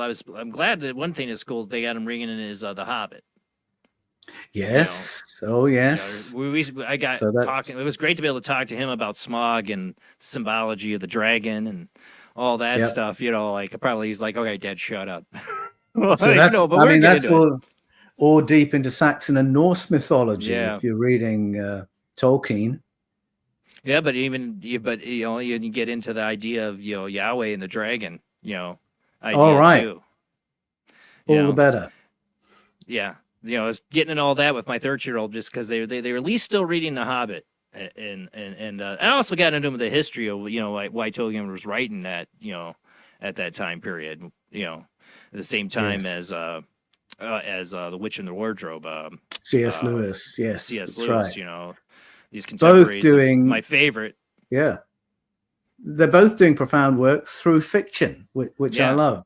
There's always an element of fiction in the Eden series, because I find if I can write that way, it means I can play with the ideas a bit. And certainly by conflating characters, there can be a bit more of a dramatic storyline, and you can draw on real life experience without embarrassing people, because you've created conflated characters. So I love playing with fiction in the Eden series as well.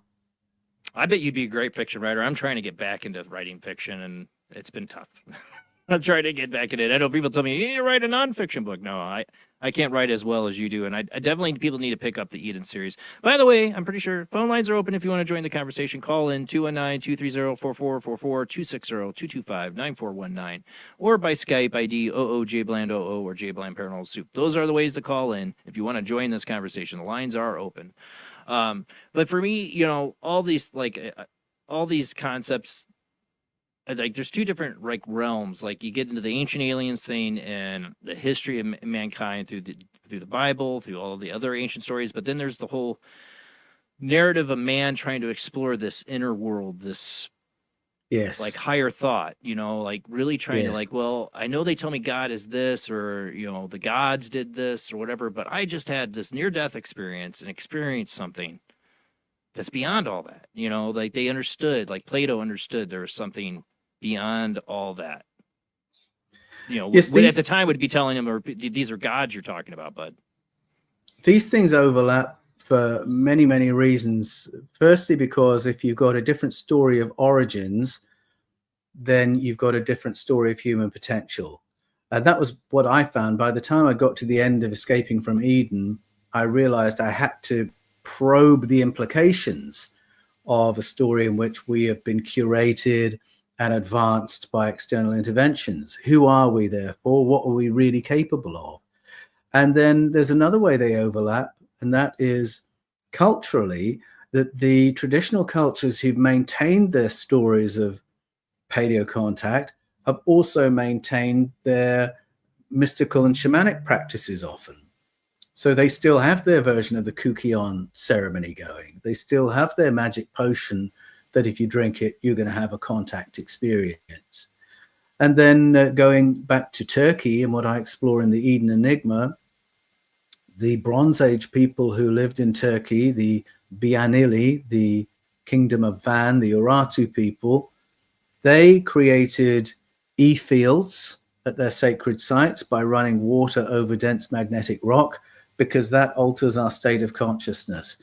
They created sanctuaries that would give you an experience of being absolutely, what's the word, immersed in amplified sunlight, because they believed that could be the environment where contact with the Tingir could happen. And what was the third thing they did? They had their e-field, they had their potion, there's a chalice carved. Archaeologists talk about a libation offering, but what that means is they're drinking something special. They're doing all these things because they want contact with the Tingir, these advanced beings. But as they did them, they would be experiencing altered states of consciousness. And so they are getting into the same territory as Plato with Kukion, the same territory as those who do the ayahuasca ceremony, the same territory as others who do near-death protocols.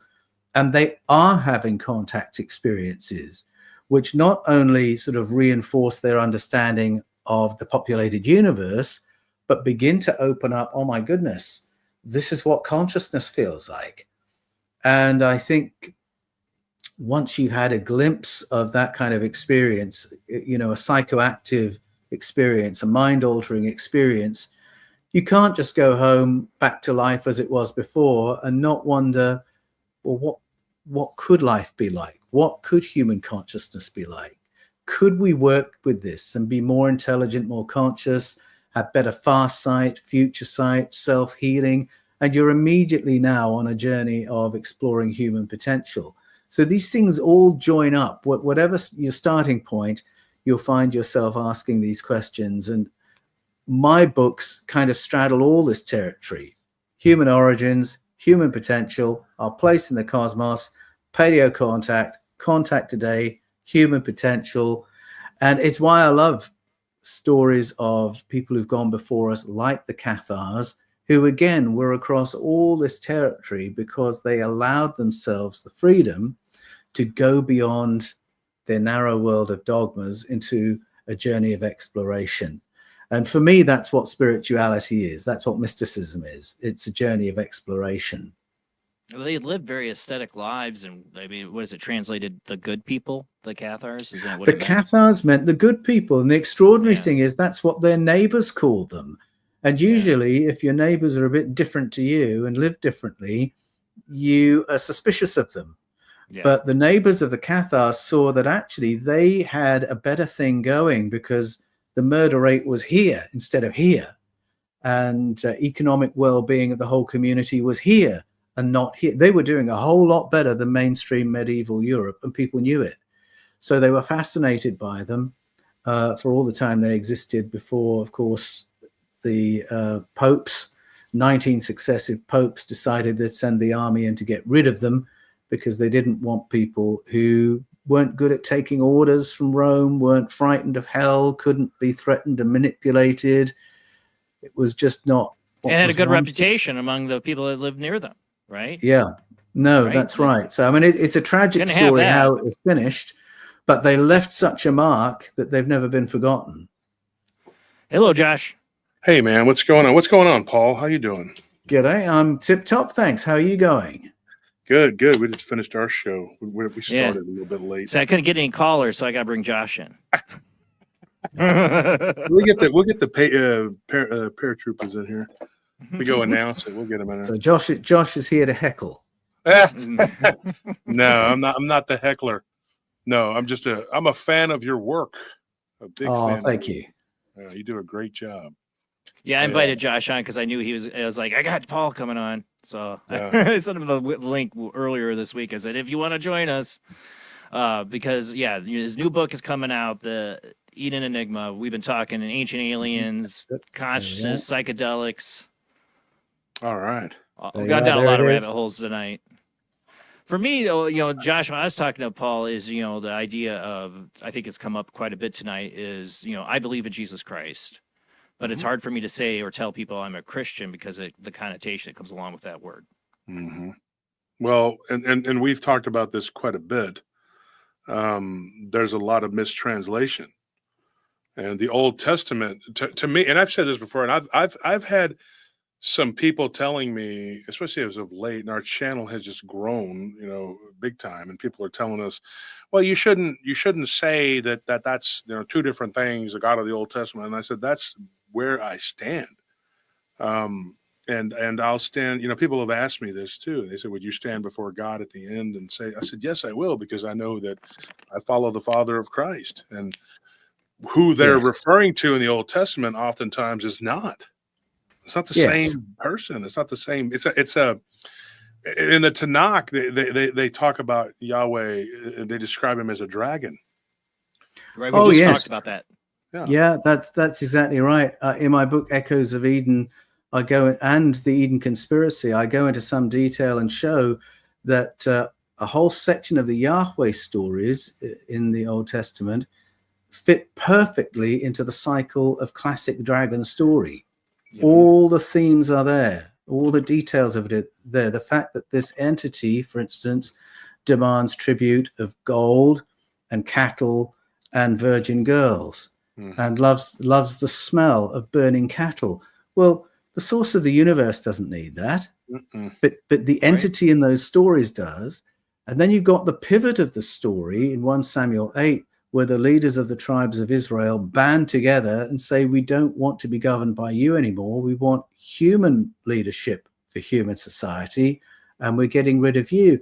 Well, that's the pivot moment in a whole number of dragon stories that date to about 10,000 years ago, that are really stories of social progress, where people move beyond being colonized by a non-human other by banding together, and they realize that collectively they have the power to define how they're going to live, and they don't need to be dominated by a despot, human or otherwise. So that's the dragon aspect. And of course, in the Bible, you've got many texts that give physical descriptions of this entity, with the armor-like skin, with the snout that breathes fire, with the pinions and wings. This is not the source of the universe that's being described. And of course, we've been taught to read it metaphorically until you realize the writers are actually counterplaying that entity with other physical beast-like entities, and counterplaying the dragon of the tribes of Israel with the dragon of Babylon. And there's just so much in there that we miss because we have been entrained to think we're reading the same God as Jesus was talking about. But I think the start point, because I think that really is in at the deep end, and a lot of believers would struggle with going anywhere near that. They just want to say that's all poetry. But I think if you've got someone who's really committed to the Bible and is an enthusiastic Bible reader and a sincere believer, I would send them to Psalm 82 and Deuteronomy 32, because in those passages, Yahweh, who's often taken as the name for God in the Old Testament, is clearly shown to be a junior among a whole number of beings called Elohim. And he's part of a council who are having land given to them by another being called El Elyon. It doesn't make sense if Yahweh is God. So I send them there, and I send them to 1 Samuel 8. You can't sack the source of the universe. Clearly, that's a story about something else. And I think that's where the Bible begins to speak its own story in a way that contradicts the way it's been translated and preached. And I think I like to go there because I'm affirming the Bible's authority when I do that. So we've got that in common if we're in conversation with a conservative believer, and I say, just go and see what the Bible itself tells you in these moments. 1 Samuel 8, Deuteronomy 32, Psalm 82, and then come back and we'll have another conversation. You're not disputing the truth of it. You're No, that's disputing right. The perspective of it and the understanding. I want to say thank you to How we've Summerside there interpreted for the $10 donation. Thank you. Exactly. But yeah, it's all about the interpretation, right? And that's where a lot of Yeah. people get, oh, stratagem, another 10. Thank you. The council too that he's referring to, I believe, wasn't El, like he was the top dog, and Yahweh That's had the right. land. Yeah, he had El that. Elyon. Yeah, and he had the land that is Canaan, and that's why he took the Hebrew or the Hebron, which meant like outsider. Well, actually, at the beginning, what happens is all the Elohim get given land, but Yahweh gets given a people group with no land. Right. And so that's why when he turns up in the story as an active character, and that really happens in the burning bush and Moses storyline, the first thing Yahweh has to do is get his people group off someone else's land. So he has to get them out of Egypt, which belongs to Achech, and then he has to invade somebody else's land and get his people to fight their people off so that his people will have land. And this has all happened because El Elyon has created this artificial scarcity. He's carved the land up so that at least Yahweh doesn't get any. And so the story moving forward has to be one of warfare and competition. And that's what frames all the battles that we read about in the Old Testament. Until you realize that's where things start following the invasion, you cannot understand why these wars and battles are happening at all. But that's what makes sense of them. I have a question here real quick. Sorry, Josh. From Stratagem. They said, can you please share what those Bible passages say? Is that okay to ask? I'm not falling back in the conversation which ones they were talking about, though. Well, let's go to Psalm 82 and Deuteronomy 32. They both refer to the same moment, which is a post-invasion moment when El Elyon is parceling out the land among the Elohim. And that's a story that's told not only in the Hebrew scriptures. You can go to Hawaii and listen to the stories of the Mo'o and the Ahumanu. Exactly the same story is told there. Plato makes reference to it as well when he says how the lands were divided among the gods. It's the same thing. And Plato, it just says it in passing as, a statement of fact. This is something we all know, isn't it? So that's what's in those passages. So I wonder if those were the passages that were being asked about. It's interesting too, like having followed you for quite some time. I haven't had a lot of time over the last couple of years. I've been I feel like all I've done is work because I have businesses and everything. But your work and and every time you come out with a new book, you're bringing out more and more information. And one of the things that I find really interesting is the more you read, the deeper you go into the Bible, and the more you can just clear it. It just becomes like it's a tapestry what you've woven, Paul, and it makes it very clear. And then you start to see, and all these questions that I once had, you can go back and find them. And of course, Jason and we've talked about this on my show and his show. We've had other people that we've had talk about this, and when you first come to this realization, it's kind of like you feel like there's this guilt, like, oh no, I'm a sinner, I'm going against God. But what's really you're going against is this priesthood that wrote things that, just starting with that, I mean, like that may not be correct what they're saying, but then you start to realize they had an agenda, which was to keep control. And that's why they divided the Bible up the way they did. And that's why we ended up with this, and Jesus, if you, and I just started following Christ, and if you look at his teachings, like there is a passage, and I can't remember exactly where he refers to the Exodus. He's talking about, and he says something like, would your father give you serpents if you were hungry? Oh. And when he's talking, Yes, that's yeah, right. yeah, and I'm sitting there going like, what is he? You know, at one point I'm thinking, what is he saying? But this doesn't make any sense. Well, what he's referring to, he's talking about the God of the Old Testament punishing the children of Israel for just saying, look, we're hungry. We want eat. We That's want to right. eat. Right. And that particular being or deity, whatever, and he's always in competition with these other entities or beings, you know. And even when he talks to Abraham, there's this where he says, do you want to follow me or do you want to follow these other beings beyond the Euphrates? That's right. Like, why would he ask those questions? And so right, these things start to swirl around in my mind as a younger man. You know, I was like 20s and 30s, and I was going like, well, and I was like, so you try to banish them out of your mind because you're like, oh, that's bad, you know. And then, like Paul, I started getting into Plato. And I know when you came on the show, you've been on a couple times. You've been on the live stream, and then we've done a two segment recording. We need to do it again. We need to get this, you know. But we started talking about Plato.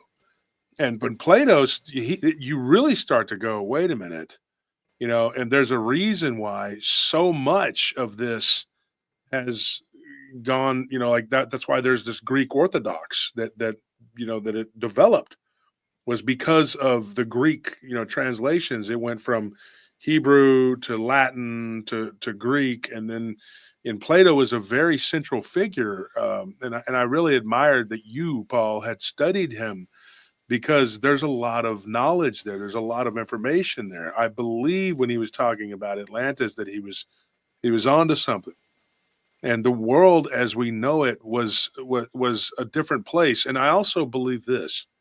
I believe that when what we think of as God, I still believe in God as the Father of Christ. That's the infinite, you know, being. Yes. You know, like as Yes. Tesla says, the immortal mind.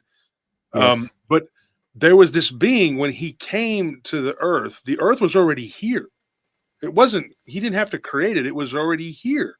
And it says that his face hovered over the deep. And so it was like the earth was, for lack of a better term, terraformed in some way, right?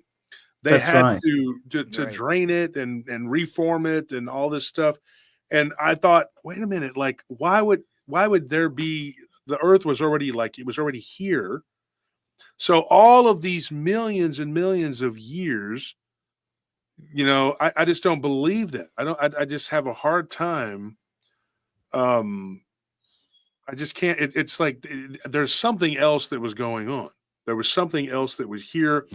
There was civilization after civilization after civilization that came before us. There had to Yes. be, before this character or figure showed up. And then Genesis just starts right there. And then it's Yes. like, oh, the world just began right here, which makes a lot of people say these really ridiculous things like the earth is 5,000 years old. Like, what? No, dude, the universe is 12 billion years old. I know people that believe that. I know people They that believe believe that. Yeah. I think it's a great place to go if someone's really devoted to biblical authority. Take them back to Genesis 1 and show them exactly what you just said, Josh, that the story begins on a planet Earth that already exists. Yep. Before let there be light and all the rest of it, the planet is already there. Already here. It's shrouded in darkness. It's flooded. And that's the planet that the Elohim arrive and hover over in the Ruach. And that storyline is there in the Mesopotamian stories as well, with the separation of the waters. It's there in the Mayan story where the feathered serpents arrive over a darkened world, shrouded in darkness and flooded. There in Nigerian story, Yoruba story, Edo story of Osanabawa, the sons of Osanabawa. It's there in Filipino story where land has to be reclaimed from the flood waters. Mm-hmm. It's there in Iroquois story that talks about reclamation of land from the flood waters. And it is a rehabilitation story. It is a recovery story. So send people to Genesis 1, show them that the planet's already there, and all of a sudden you've cut through a whole load, centuries of preaching and interpretation that is just 1 degree off what's actually in the text. And then other anomalies as well. Josh, you're right to point out that passage where Jesus is essentially saying, what kind of father would give you a stone if you were hungry and thirsty, or snakes if you were hungry and thirsty? His Jewish hearers knew straight away who he was talking about. He's talking about Yahweh, who did exactly that. His people were in the desert. They were hungry. They were fed up of emergency rations. That's exactly what he does. And as Jason Drew says, Jesus is mocking Yahweh and saying, what kind of father is he? I had to give Jason a shout out because he knows this stuff. In John 8, he's doing the same. John's Gospel, chapter 8, he says, your father, the devil, your father who was a murderer from the beginning, the false father, the father of light. Who is he talking about if he's not talking about the Yahweh character? But I think what is confusing for people is that when we talk about God as or you, Josh, were saying this earlier, and we were talking about this earlier, Jason, God, the true God, God, the source of the cosmos. There's no word for that in the Hebrew scriptures. There's no word that means that in the Old Testament. So when you get to later writers in the Psalms writing songs of worship, or later prophets, the minor prophets, wanting to talk about the God of the cosmos, very often they'll use the word Yahweh to describe their vision of God, the source. And it can confuse people because in the beginning, the word Yahweh was applied to the stories of this draconic entity. And so they're not the same thing. And the confusion is not by accident. And Josh, before you came on, I was saying to Jason, the confusion is deliberate because there was a process in which Judaism was changed from a memory of paleocontact into a religion of monotheism.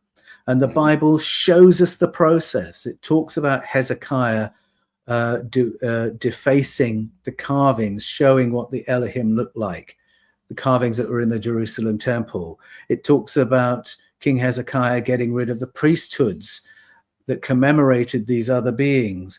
It talks about the royal scribe Shaphan putting together new scriptures from scriptures that had been found, but that needed some work doing on them. And then we've got Josiah, who's going to redefine the Jewish nation as a, as a monotheistic, theocratic society on the basis of the new book. And then we've got Ezra, who brings the book into its final form with the support of King Cyrus the Great, the founder of the Achaemenid Persian Empire. And so we get to something like the Bible today. So the whole process is mapped out in the Bible itself, saying the narrative was changed. Judaism used to be this, now it's this. So it's not like you're going against the Bible by talking about this shift. You're not going against the Bible by talking about paleocontact. You were just describing what's in the text and going to things that haven't been preached on or have been neglected for a long time. That's what I'm saying. Like, I need the church where they got a preacher that gets into this stuff. You know, we're going to talk about it, you know, and talk about the differences, because what Jesus, I think, was trying to fight or get across to people was something. He was fighting that church. He was fighting that dogma of his time and trying to awaken our eyes. Oh, we just lost Paul. I don't know. We lost the camera. Oh, no, I'm back. Okay. I'm back. Okay. Bounce back. All right. Yeah. If you go ahead, Jason. I know you were done. No, I'm just saying again, it goes to this whole idea later on with the Gnostics and this, like I said, the simulation theory. I mean, what is Jesus doing but becoming something beyond the mortal realm, you know, being resurrected into this new form, this new body, you know, escaping the matrix. Yeah. You know, he's trying to people to empower themselves, you know, and this isn't the, you know, the Luciferian idea that we're all mini gods and that stuff. I don't believe in that. That's not what I'm saying here. You know, that we there's something much more. We have this relationship with God that none of these churches can give you. I wanted to point out too, like in John 8:44, it's pretty interesting what you were talking about in the New Testament there. Jesus says you belong to your father, basically, and he's telling them your father, the devil. You know, he says that, And he Yes. says many times that the god of this world is Satan or Shaitan, and that's what he refers to. And he says that that is who is in control. And he says, like, your father is not my father. And there's this going back and forth that's said multiple times. And he says that. He says he was a murderer from the beginning and a liar. He says that. And he says you have your father's desires. I can't quote it directly. I don't know exactly. And then he says I am something not about- the person to Bible quote. and I'll I'm trying to admit do it that. from You guys are memory. way better than me. No, Way better you're than going me. well. Yeah, You're getting there, Josh. Yeah, You've my got it phone all is together. dead, so I can't. So I'm trying to do it from memory, so I can't bring it up. But I remember them saying something about, well, you're demon possessed. You're a Samaritan and you're demon possessed. And of course, calling him a Samaritan was a great insult, because to Yes. say that you were Samaritan, because Sumer or Sumar was their big rival. And of course, in the city of Ur, which is north of their capital, they served Baal Haman or Haman, whatever. And so they were big time, and Baal was his big rival. And in the Mesopotamian area, the Levant, basically. Oh, thank you. Plug my phone in. And so I remember when they confront him, they said something like, you're demon possessed. And he says, I'm not possessed. And he tries to tell them, he's like, I'm honoring my father and you dishonor my father. And there's this big going back and forth, and it's led by the Pharisees, the tiki torch people, like, we're going to crucify this guy. And of course it does eventually lead to the crucifixion, because they won't stop. And then of course everybody, now they're like, well, the Romans did it. No, it was those people that were very angry with him for saying the things that he said. And it was literally saying, look, there is a difference between who you're serving and who I'm serving. And if it wasn't Satan, Shaitan, who took him to the mountain and said, hey, all the kingdoms of the world could be yours if you worship me, which must have been hilarious to Jesus, because he has seen the kingdom of glory. Wow. Right. It's when he's being tempted, Yeah. You walk out of the 7-Eleven, homeless guy's like, hey, buddy, you worship me, I'll give you half a hot dog and $1.50 and a cigarette. And you're like, dude, I'm good. Thank you. Tempting. Yeah. But I worship, God, that's got all of this, and you're being offered that. It must have been a joke. But the fact that this entity, who he talks about as the god of this world, can take him up onto a mountain and then show him the kingdoms of the world, that means that Shaitan, Satan, he had the power to do this. So who is this being? And then Jesus says very clearly many times that is who they're worshiping. That's who they're serving. Right. So if that is the case, then wouldn't that mean that this going back to the beginning, which would have been Genesis, even though the book of Job predates Genesis, which is another oddity, Story. Yep. Right. Because it's not really in order, and the rabbis themselves will even tell you it's not in order. They don't look at the Old Testament the way Christians look at the Old Testament. It's been tampered with. And I tell you this, the Council of Nicaea, 325, they did what they did, but it was divvied up multiple times. And then you get this Schofield Bible too, that just went way. And so it just got cut into and cut into and cut into until it's cut into these pieces of cake, and it's only for the elite to enjoy. Really and truly, that's what they did. And they used the Code of Deuteronomy, the Noahide laws, everything they could to keep people in line. And the Bible just became a tool for them to use and work to keep the masses, the cattle, basically, in check. And then when somebody comes along and starts putting all the pieces together, the establishment sends somebody in, and they're like, we got to get after this person, because it's all over again, a witch hunt all over Tale again. as long as time. Yeah, you crucify the person that's bringing you the truth. But I always tell my audience, Jesus said this. He says, they hated me first. And a lot of people hate me. A lot of people love me too, but a lot of people don't like me because they don't like what I'm saying. But I don't care what they say. And I said, this one lady, she was like, will you say that before God the Father? I said, absolutely, because I will be standing before the true God the Father, the true Father of Christ. And I was like, I don't know who you're serving. She asked me who she was serving. I said, I don't know. Well, I piss people off worse than you on that one. Ever since I've ever had these conversations, I'm like, if I go to God and I'm standing for him and he's Yahweh and this jealous God, then I'm all right. Well, you do whatever you're going to do to me, Yahweh or God. You know, Yeah, because that doesn't make any anymore. sense. Why would that? That's not right. Yeah. That should make any sense. I get people writing to me on a daily basis. I bet you do. Threatening me with what's going to happen on Judgment Day. And I had a message yesterday that said, just ended with the phrase, good luck to you on Judgment Day. And I just said very simply that a God you and I have to fear on Judgment Day isn't a God I believe in. No, me neither. You know, if I'm wrong, and I get to those pearly gates, and there's a guy that's this is where I piss off people, but if he's a total dick, because that's what you'd have to be. Well, yes, I guess I'm going to hell. I guess it'll be like South Park. Hell's going to be the cool place, right? I'm pretty confident that the violent God that people threaten me with really is a distortion that's been created by confusing the Elohim with God and confusing Yahweh with God. And I am sufficiently confident not to have any anxiety about Judgment Day. Thank you very much. I believe what Plato believed, that when I die, I'll wake up and there'll be guides saying, so how do you feel that went?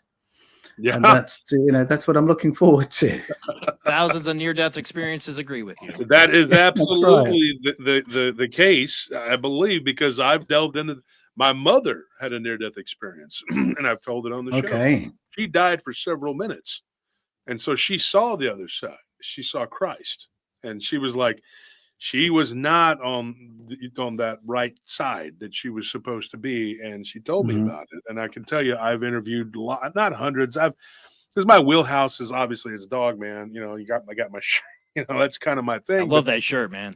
Yeah, I had a friend of mine make this That's a really good get shirt. it for me, whatever. But yeah, so it's, you know, when you study these different beings, and I still go back to the Anunnaki for that too, which could be the Watchers. I mean, it could all be.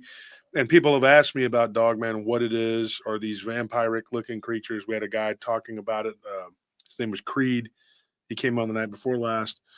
This flying cryptid humanoidal creature that attacked him, and I tell these people, I said, look, these things were created not recently. They're now a species of being, I think, come from the inner earth, but they are from the Anunnaki.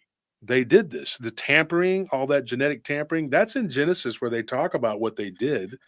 Yes, and it was the genetic hybridizations and the chimerics that they created.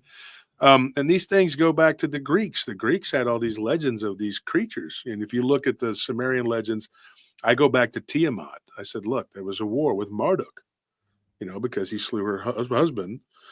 And so she had, and they speak clearly too about the hairy man that was created, the bull man. You know? That's right. Yeah. And that's in the Mayan story as well, from out of Guatemala in the Popol Vuh.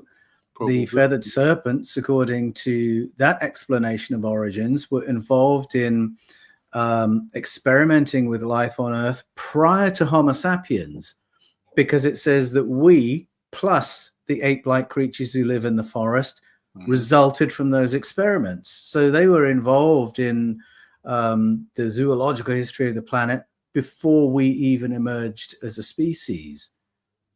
And you know, another thing, Paul and Jason, I think we've talked about this probably on the show and in private. Me and Jason, we've talked quite a bit, but you know, this with the Old Testament, this is, you know, just looking at the Old Testament, if you take it's almost like there's this history book, but it's like been jumbled up. It's like it's been jumbled up and it's out of place. And then, you know, there is no real cohesion. So I think that the later scribes or scholars or whoever they were, they just said, you know what, we have a lot going on here and there's too much of it going on here. So let's just take all of these different beings, the bad ones, let's make them into a bad guy. The good ones, let's make them into a good guy, and let's force this into one solid being, because I don't believe there's just one devil. I don't. I think there's many bad guys, yes, many that's adversaries. Right. Yeah, and they're almost like gangsters. I mean, they all have their own cliques and whatever.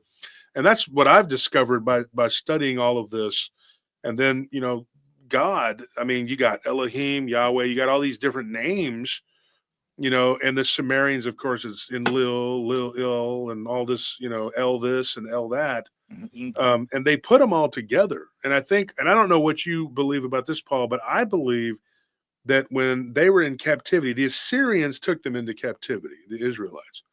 And then the Persians inherited them from their conquest of the Babylonians who had conquered the Assyrians and so forth.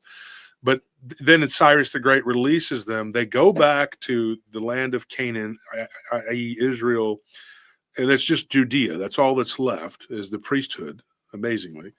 And then they start writing their story, and their story amazingly mirrors the Sumerian story. It's almost like a mirror image of it. And you're going like, wait a minute. Right. It's a summary form. Yeah.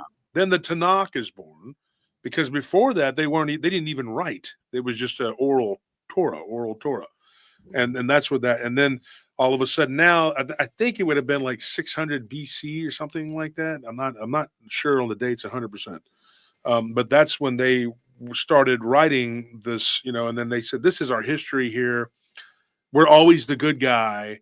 And our Yahweh is the good guy, always the good guy. And we, this is how it was. And then later the church just kind of mushed it together. Well, in the 600s BCE, in the 6th century BCE, actually, there was a rewriting of what already existed. So we know that the Hebrew scriptures as we have them, the Hebrew canon as we have it, wasn't all written in one go, because you can see the signs of editing and redaction that have happened. And so in addition to what you were just saying, Josh, when they had to tackle the question of how do we get rid of these other gods, because of course the boy King Josiah says, okay, we've got this monotheistic text. I'm going to make it the text of the kingdom. Everyone has to believe in this and follow the laws of Yahweh in this text. Well, the scribes working on it, the royal scribes, would have known, okay, we've got to clean them up then, because that's not going to work, because there are too many gods in this story. Mm-hmm. And so to deal with too many gods, they have to turn the good guys, as you say, into angels. The bad guys have to become idols.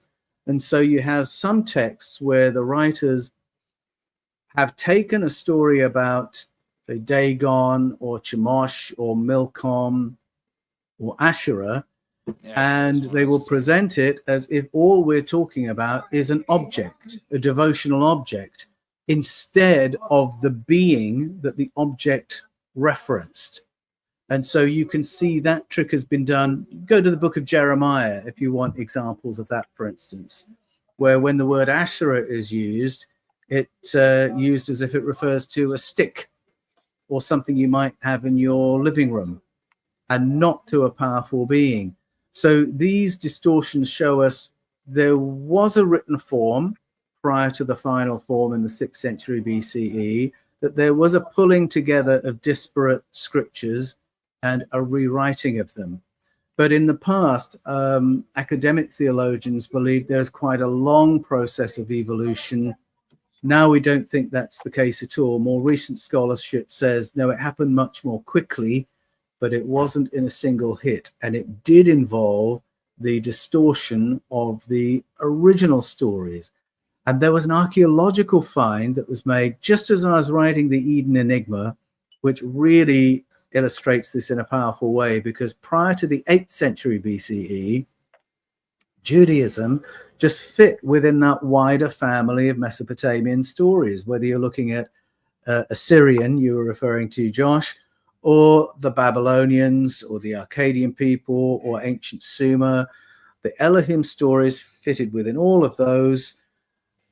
And this is represented by a seal that was dug up in Jerusalem near Temple Mount in 2024. This seal belonged to a senior Jewish leader, and it would be used to solemnize documents or to seal their letters. And the image on that seal is of an Assyrian Tingir, an Assyrian deity. And the Jewish leader had no problem with having that image on his ring because his stories of Elohim were part of a family of stories of Tingir and Anunnaki and Igigi. It was just one great family of stories before the Great Reform, before everything was rewritten and monotheized. So that's a solid piece of evidence of what Judaism used to be before King Hezekiah, when it was a memory of what the Elohim physically looked like and the colonization that those stories represented. So all that's in the Eden Enigma for the eagle-eyed reader. Yeah, and the Igigi or Igigi, it's very interesting when you read about them. They're like I don't know, like they're like a species that was enslaved by the Anunnaki. Right, like they're their own, like, yeah, right, like they're their own like workforce slave race that rebelled against them. Yeah, but it didn't do any good because they weren't powerful enough. But I mean, right. Yeah, Yes. but the Igigi or the Igigi, they were an entire. It was like the Anunnaki brought them with them, and I guess they rebelled, so they made little copies of themselves, which is us. Yes, well, I mean, it comes back to what we were talking about before, the Sky Council that's referred to in the Bible and, of course, in other ancient story as well, Norse story, Vedic story. The Sky Council includes a diversity of factions who feel they have a stakeholding in Project Earth. And the Igigi in the Babylonian story, it's not quite clear what we're talking about species-wise, other than they have a particular role that's been agreed. And so we're realizing there are these compacts between these groups as to who does what. So Enlil is supposed to be policing this quadrant of space. Enki is supposed to be supervising Project Earth. The Igigi are the observers, whatever that is. But they've broken rank. They've got bored. They want some shore leave. And that's when they come and we get the story of hybridization. And there's this huge stink that arises because these compacts that have been agreed have now been broken. And we read this through the lens of religious language. Jason and I were talking earlier about the language of fallen angels.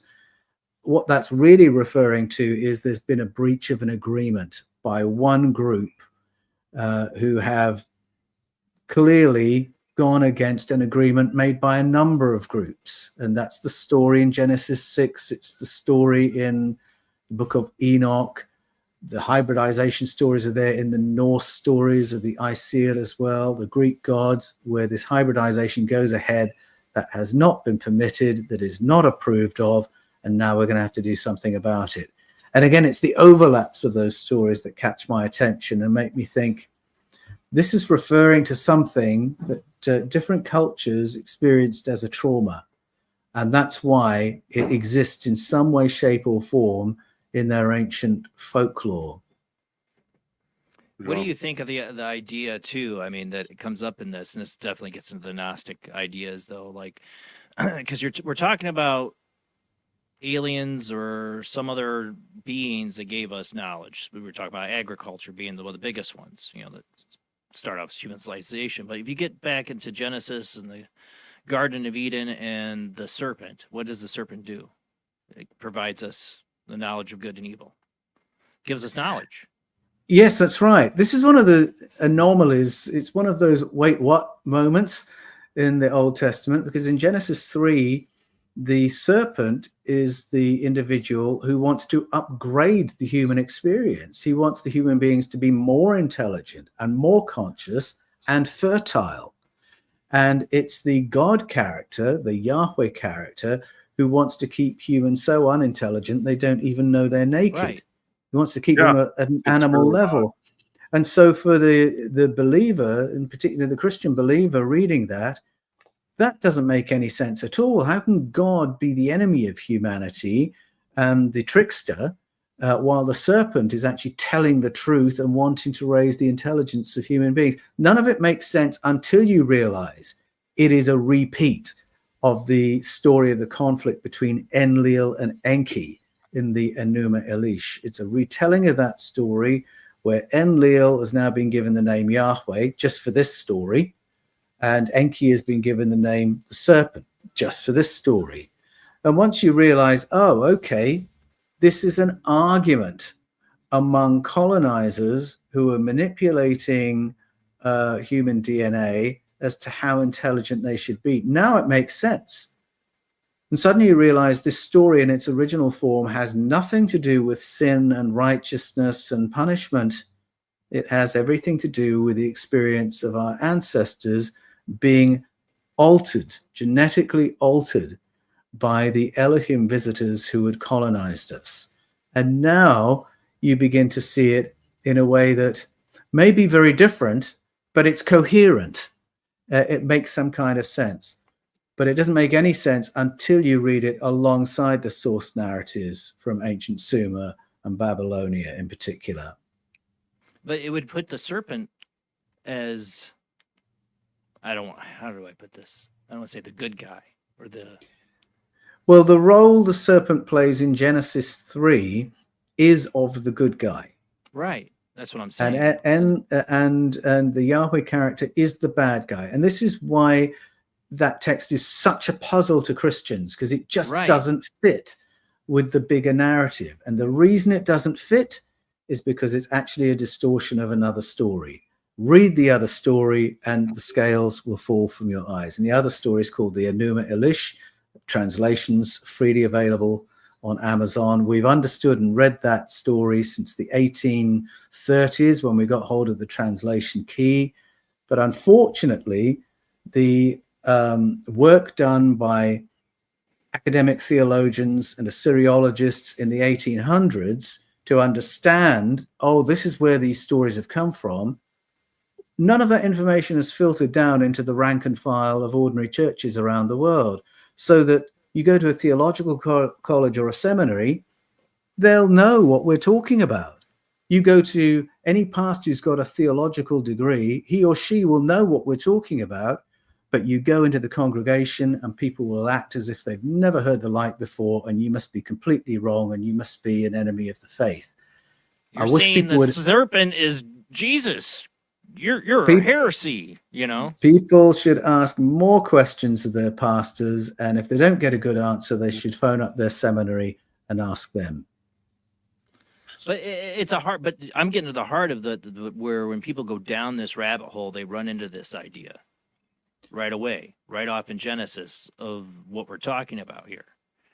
That they run into these problems that they don't understand the origin, and that's why I say it's so important. I think for people, if you're a Christian, you believe in your faith, more power to you. All I ask is just explore it further, you know, explore these origins further to understand what you're preaching. And I think you will come away not disbelieving the Bible, you will come away with an enriched understanding of the Bible. You'll begin to realize where our interpretations have gone astray.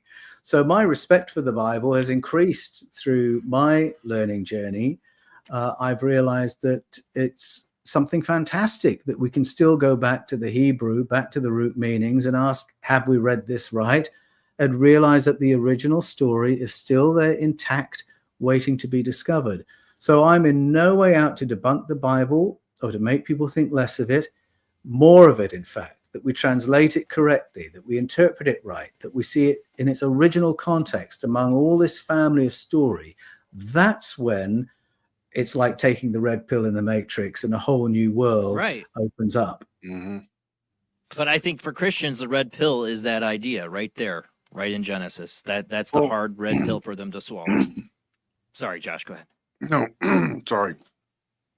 I was just trying to clear my throat. Hold on one second here. That's why I take the bathroom breaks, because I'm constantly drinking water to keep that. Thank you, Stratagem, for another donation. Holy God, how many do you have tonight? Oh, wow. Stratagem. You should come and join my channel. Goodness me. Stratagem is one of my people, too. Pretty cool. Janice says, where did Lilith come from? Real quickly, that's from the book of Jewish mysticism of the Kabbalah. She was Adam's original wife, according to the story. And she Adam got her, you know. So Adam had to they put him back to sleep, and they took a rib, supposedly, and they gave him another mate, which was Eve. And Eve was not She was not his original wife. And Lilith, now that goes off into a whole nother thing. Yeah. First vampire, supposedly. She mated with the Shaitan and Great had character to be in children, Diablo. had a bunch of bad kids and did a bunch of bad things. But what you were talking about with Jesus says too, my people die for lack of knowledge. So Jesus is constantly preaching that we need this knowledge. We need to have more knowledge. Same thing that Plato years before had preached the same thing. And of course he had students, like, he was taught by Socrates, and then of course Plato, he fostered Aristotle, who in a lot of ways Aristotle changed the entire world because his pupil was Alexander. And then Alexander the Alexander Great. went on to Yes, that's right. he spread Hellenism, and Hellenism being the Greek culture, so that everybody had the same kind of currency, the same kind of thought and outlook. And so in a lot of ways, he paved the road for Christianity because he conquered Persia, and Persia was the main heel of the Levant, of Mesopotamia. And they inherited all of these legends and stories and whatnot. And so he was basically like the catalyst, and that spread it, and that's where really orthodoxy, the reason that it's in Greek the way it is the Byzantine Empire, which it all led up to that. I mean, that's what it did. And so Jesus, he says it over and over again that we need this knowledge, we need it. But yet in the Old Testament and in Genesis in particular, the God of the Old Testament's like, don't go to the tree of knowledge. We don't want you to have knowledge. Right. Yes. It's That's right. Yeah. That's right. Exactly. That's what I'm saying. So, I mean, this is a fundamental difference here. That it is screws a the whole fundamental pipe. difference. So the Tower of Babel reaffirms it too. They're like, they tried to build it. They said, we got to go down there and stop them, because if they get to where they're trying to get, I think it was a rocket ship. Like other people say it was a tower. Well, you're not going to build a tower up to the heavens. It's not going to happen. But they were building something, and I think it may have been a Stargate or a ship that was going to go through it. I don't know. And then this Elohim says, hey, do you see what they're doing? Because if they do this, they're going to be like us. So we have to go down there and destroy it and then scatter them everywhere. So there again, there's this tampering that goes on, and it's also the destruction of knowledge. But it's always the reverse. It's, oh, you're a bad guy because you want more knowledge. You should Using be the happy language. with being a monkey, scratching fleas off of you and not know that you're a monkey. You Making should it so just people not, can't talk to each other. Yeah, exactly. No communication. Destroy that. And I think that it's still happening today. I've said this many times. The powers that be, they still have a stranglehold and a control. It doesn't matter who you vote for. It really doesn't matter really what country you're in. There is this elite hierarchy that's there. It's been there for hundreds of thousands of years. And it's a bloodline. It goes through a bloodline. And I'm going to say something else that may be radical, and I don't know where you stand on this, Paul, but some of them are shapeshifters. I'm not even joking. I've just interviewed too many people who've seen these slitted up eyes and these things that they've seen these things do. I think the other important part that I think really in the Bible that Jesus, and I am not a Bible quoter at all, I suck at it, is when Jesus goes to the man in the tombs of, this is talked about by in a story with what's her name, Beast of Prey Road, Linda Godfrey. Linda Godfrey, yeah, good friend of mine. What's the name? Oh God, I'm trying to remember. It's too late. I My brain's think I know what you're talking about. When Jesus confronts the man that was possessed, is that what you're talking about? We're talking about Legion. Yeah. Yeah. Uh-huh. That was something he was really that story, is being told to us because it's trying to point something else as influence us from another dimension or realm. Because this man is, that doesn't say he's turning or shape shifting or anything, but he's obviously possessed by something. Everybody can see it. He's acting abnormal, acting animalish, and Jesus, of course, expels the demons, or we are legion into many, into the swine, tumble off. I think they were trying to tell us that there's something here that's influencing you.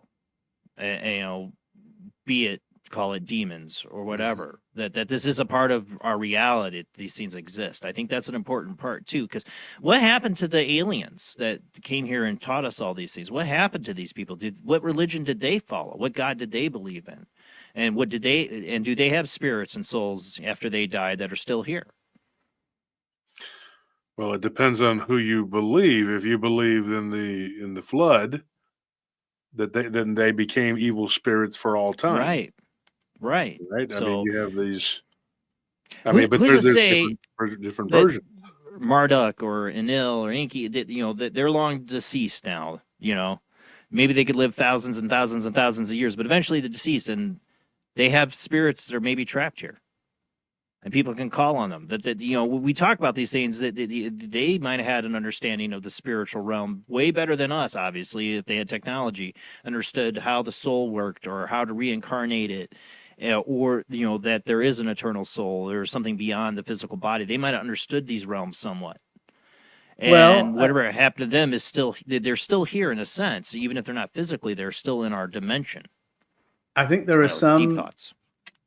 ancient stories, ancestral stories, that suggest that the human being was actually a surprising outcome for some of our ancient visitors and genetic engineers.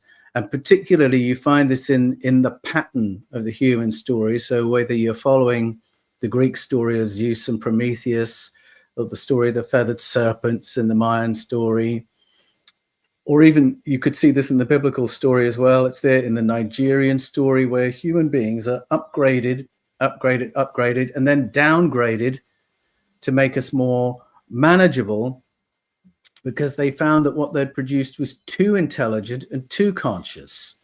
And so in the Mayan story, we reached a point where we had more advanced far sight, future sight, insight, self-healing abilities, and telepathic connection, and they found they couldn't manage us. And so they created a vapor that, when sprayed over human populations, would brain damage us and bring us down to the point where we can now only perceive what's right in front of us through our 5 physical senses, and for everything else we have to rely on authority to tell us what's what. And they said, we can work with that. That pattern exists in all those stories I just named. The positive take home is that if you can get a clean environment, clean food, clean water, clean air, our brains will begin operating at a higher level again. And the fact that they produced human beings that were so intelligent and so conscious that completely took them by surprise hints at the possibility that we might have a faculty for spirituality, mystical experiences, transpersonal experiences that are actually better than those who came and engineered us. And I do believe we have some company around planet Earth today because we are a very interesting species to our neighbors. I think you go into some of the ancient hybridization stories, it's because these other beings want to be more like us, because we've got this unique blend of animal strength, mammal emotion, higher intelligence that gives us an acuity that is not the common pattern in the cosmos, that there's actually something quite special about human beings. And I find that very helpful as a take home from these ancient stories, because again, it's a prompt to explore what's possible, to go on a journey of discovery. And Josh, you were saying earlier about how there's a great suppression of intelligence and curiosity in a lot of manipulative religion. I mean, you could go to the Proverbs and read that proverb that says, trust in Yahweh with all your heart and lean not on your own understanding. In all your ways, defer to him and he'll tell you what to do. Well, that's great if you want an easily managed population. But Jesus represents something quite different to that. When he starts his preaching ministry in the Gospel of Matthew, he tours with this message, which, and I'm going to the root meanings once again, of the key words. He says, go beyond the mind, because the whole cosmos is available to you. The whole realm of the cosmos is available to you. And then in the Gospel of Luke and the Gospel of Thomas as well, there's this saying, the kingdom of heaven is inside you. Mm-hmm. And you read these sayings alongside each other and you realize this is a profound invitation to explore.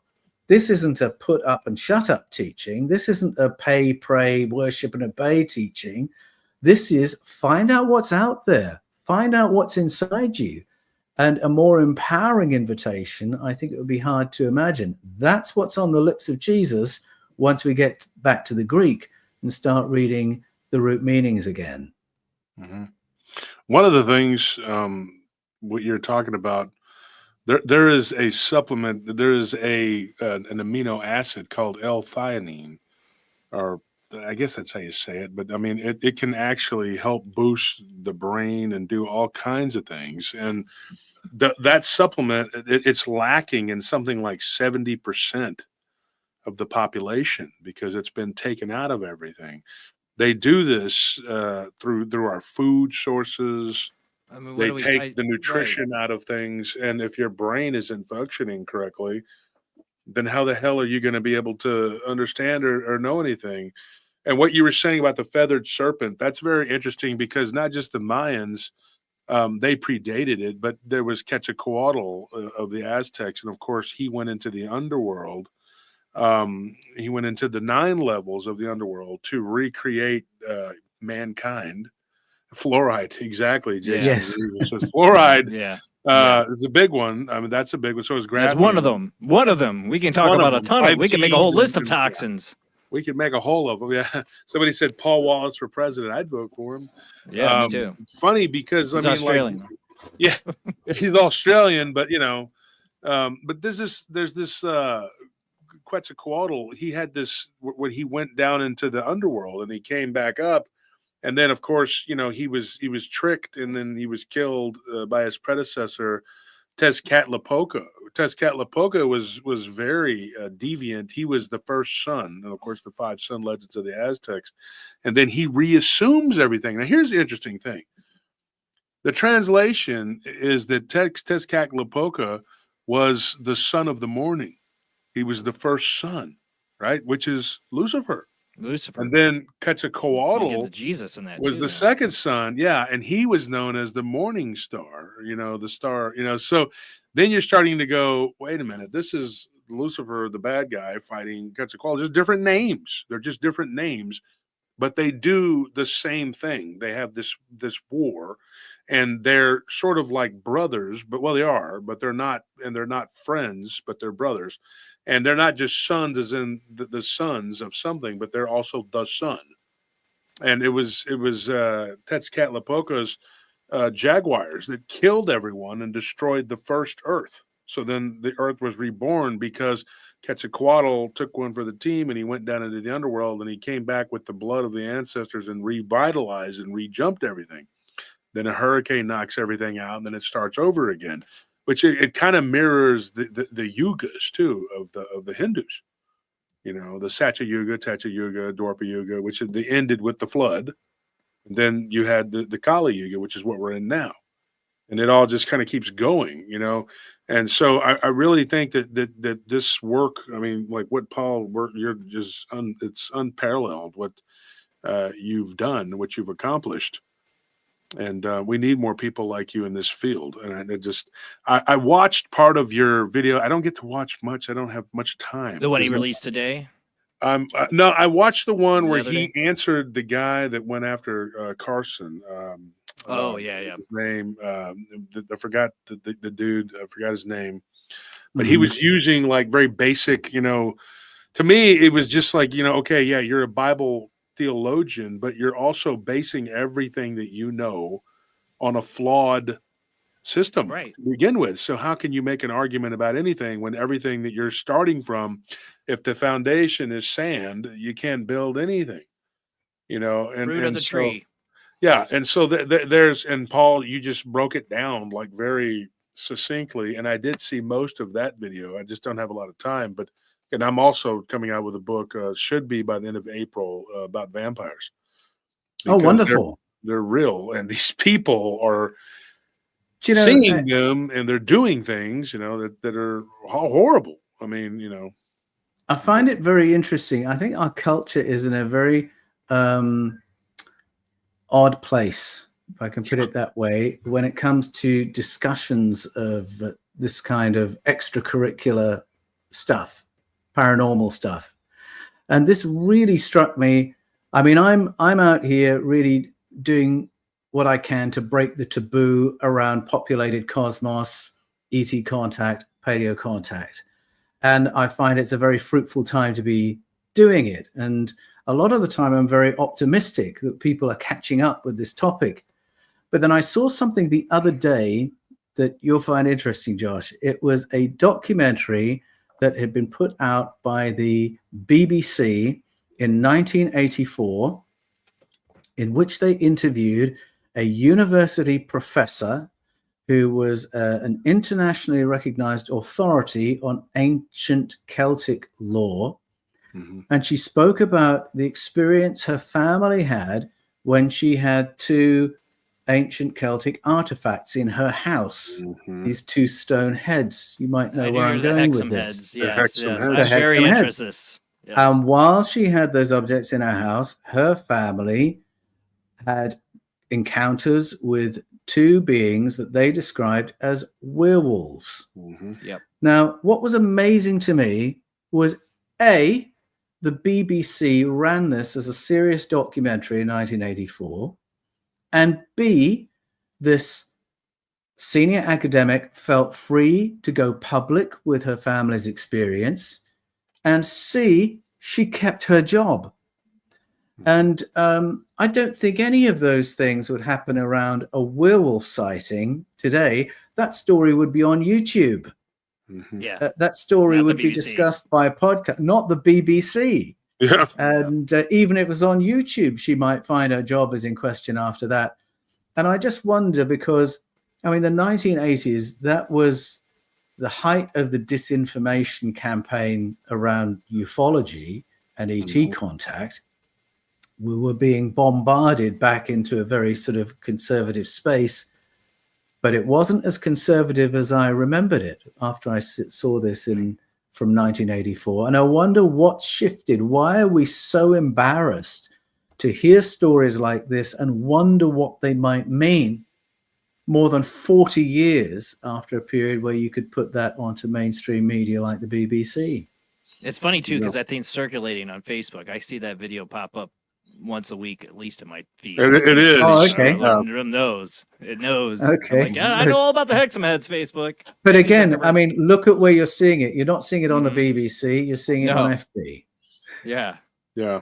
Yeah. And that is something that we've talked about as of late. We did the one with the Nephilim tomb. It was like a vampiric type being. Yeah. From the Olmecs. And I'm fortunate to have some friends that got into archaeology, and they can't go, like you just said, Paul, it's very taboo. They can't go to their peers and go, hey, what if this is an ancient Nephilim, vampire type thing? People are going to be like, well, you shouldn't be in archaeology because this is the way it is, and blah, blah, blah. Yep. And then the case we covered, the Serbian werewolf, that's another one. And then, of course, the museum comes and takes it. Well, we'll pay you for it. And then it took them 5 years to get any money for what they took, and they didn't get anything back. All they got was that sword. These are cases that just don't, and they're not gonna. I think it's. I don't want to be like it's a conspiracy, but that's what it is. I mean, they're covering these things up because it's going to teach us and tell us who we are, of course, where we are, and where we came from. And where we came from, that is very important. And Yes. I mean, Graham Hancock is just, he's scratching the surface, and they're screaming and yelling. It's up and Right. down. Yeah. Imagine with Paul Wallis. But the thing is, the truth is going to come out eventually, and Paul's numbers are just skyrocketing, and because people are hungry. They're thirsty for the truth. They want to know what's going on. Why do people have artifacts in their houses, that become these beings? And why is it that there's these stories that we get out of Iraq. This is the question I think me and Jason talked about. Why did they run to the museum? They said, well, we had to protect these ancient artifacts. You didn't think that maybe hospitals and schools might have been more important for, but instead they ran over to the museum and grabbed everything they could out of there because they were worried about them looting. Iraq. The military. Yeah. And then, of course, you got soldiers, bunches of them coming back saying that they seen a Stargate. They've seen reptilians and they've seen these wolf-headed beings. And what is all of this? And what it could be different species of extraterrestrial or ultra-terrestrial, interdimensional. Right. That's what they I are. think, I've had a lot of people come to me for coaching over the last few years who were deployed in Iraq because they had seen things like this, or friends of theirs in other units had seen things like this. And then where do they go to process that? Yeah. Right. Who on earth can they talk to about that? Not their seniors, not their higher ups. They'd be very lucky to find a peer that they can talk to about it. And for the lack of that, people will come to a writer like me thinking, I think Paul will take me seriously because I just have to process what I experienced. And with this sort of real dearth of a cultural place for this conversation, I think we make it far harder for people who've been not only exposed to this, but exposed to this in very stressful, life-threatening contexts. People laying their lives on the line for the retrieval of these objects, and now they're not allowed to know what they are or who owns them. I mean, that is a really disturbing experience to have to go through. So I've counted it a great privilege to be alongside people like that and say, oh no, there really is credibility to that. There's credibility because of the resources being invested by our military intelligence into retrieving those things. And there's credibility because of what our ancestors left behind in our ancestral stories. Deborah Forrell says on here, you get canceled if you don't follow the approved narrative. And see, the thing now, Deborah, I'm going to say this, when you got people like Jason and Paul and all these different people that are coming out and saying it, this is why we did the conferences. This is why we were doing what we were doing, because at my last conference, which was, they called it a Dogman conference, but really it was a PRT conference. We had a UFO panel there, like an ancient alien panel. We had a panel about ghosts. We had a panel because all of these different, the compartmentalization has to end. It has to. Right. Because you're talking about things that are all connected. Spirits, Dogman, Bigfoot, they're all these different communities. They're all sliced up into different communities. UFOs, the UAP. We did the UAP project. Jason, you came on. You were a part of that. And we had all these different people come on and talk about these things. And we had different nights for different subjects. And when I first got into this, I'll tell you, Paul, Jason already knows, people were telling me, this is quote unquote the way to do it. And you can't talk about ghosts and Dogman and aliens and all of this stuff because it doesn't mesh. And I'm like, how do you not talk about all of it? Because it's all interconnected, even with religion. And they were like, how does it fit into religion? I'm saying religion is at the center of all of it because they create religion out of these things. Out of these experiences. So that's, Well, I got to end the show, though, because I got to be up in about 5 hours, 6 hours. All right. Go do some work. I know. Thank you so much, Josh, for coming on. And thank you, Paul, for being a guest again. And next book comes out, you got to let me know because we'll get you back on for it. Absolutely. Even if you don't have another book, anytime to talk. Because as you guys can see, I told you. This is today's witness. Yes, let's get that up there, too, because I didn't. Day two of the Eden Enigma, which is charting as we speak on Amazon. It's in paperback only, I'm sorry to say, and that's because of massive piracy that my other titles have suffered. Oh, yeah. So I'm sorry to exclude people who love to listen or like to read Kindle, but paperback only for the Eden Enigma. The subtitle of the book is Do Ancient Carvings in the Mountains of Turkey Carry Memories of ET Contact from the Dawn of Civilization? So many of the themes we've talked about tonight. Yeah, definitely pick it up. You'll never be disappointed in any of the books of the Eden series. Thank you, Paul. Thank you, Josh. Thank you, Jamie. Pleasure. Thank you to everybody who donated tonight. I want to give a call out to everybody. Stratagem, you've done so many donations. I can't keep up. Thank you so much, Stratagem. But also to Summerside of Life, I'm gonna give you a shout out. And yeah, there's a lot of donations from Stratagem. Let's see. And a quick shout out, for the Fifth Kind on YouTube and the Paul Wallis channel. There's a new documentary on the Paul Wallis channel too. Yeah. Yes, Fifth Definitely Kind on YouTube. Awesome channel. All this stuff that we're talking about, you can find Paul's excellent voice. It's beautiful, angelic voice talking about all these great topics, way better than mine. Thank you so much, Paul. Thank you, Josh. Thank you, Jamie. Thank you, Stratagem, and Summerside I'll Life get for in the touch with you donations. so you can come on our show too. All right, I'll look forward to that. All right, Thanks, Jason. Next Sunday, I don't have a guest unless you got somebody for me, Josh. So I probably got open as many lines. guests and witnesses as you can count. If you Find me for somebody for Sunday. Get a hold of me this week. We'll look for somebody for Sunday. All right, guys. Have a great night. See you next Sunday. Bye. See you.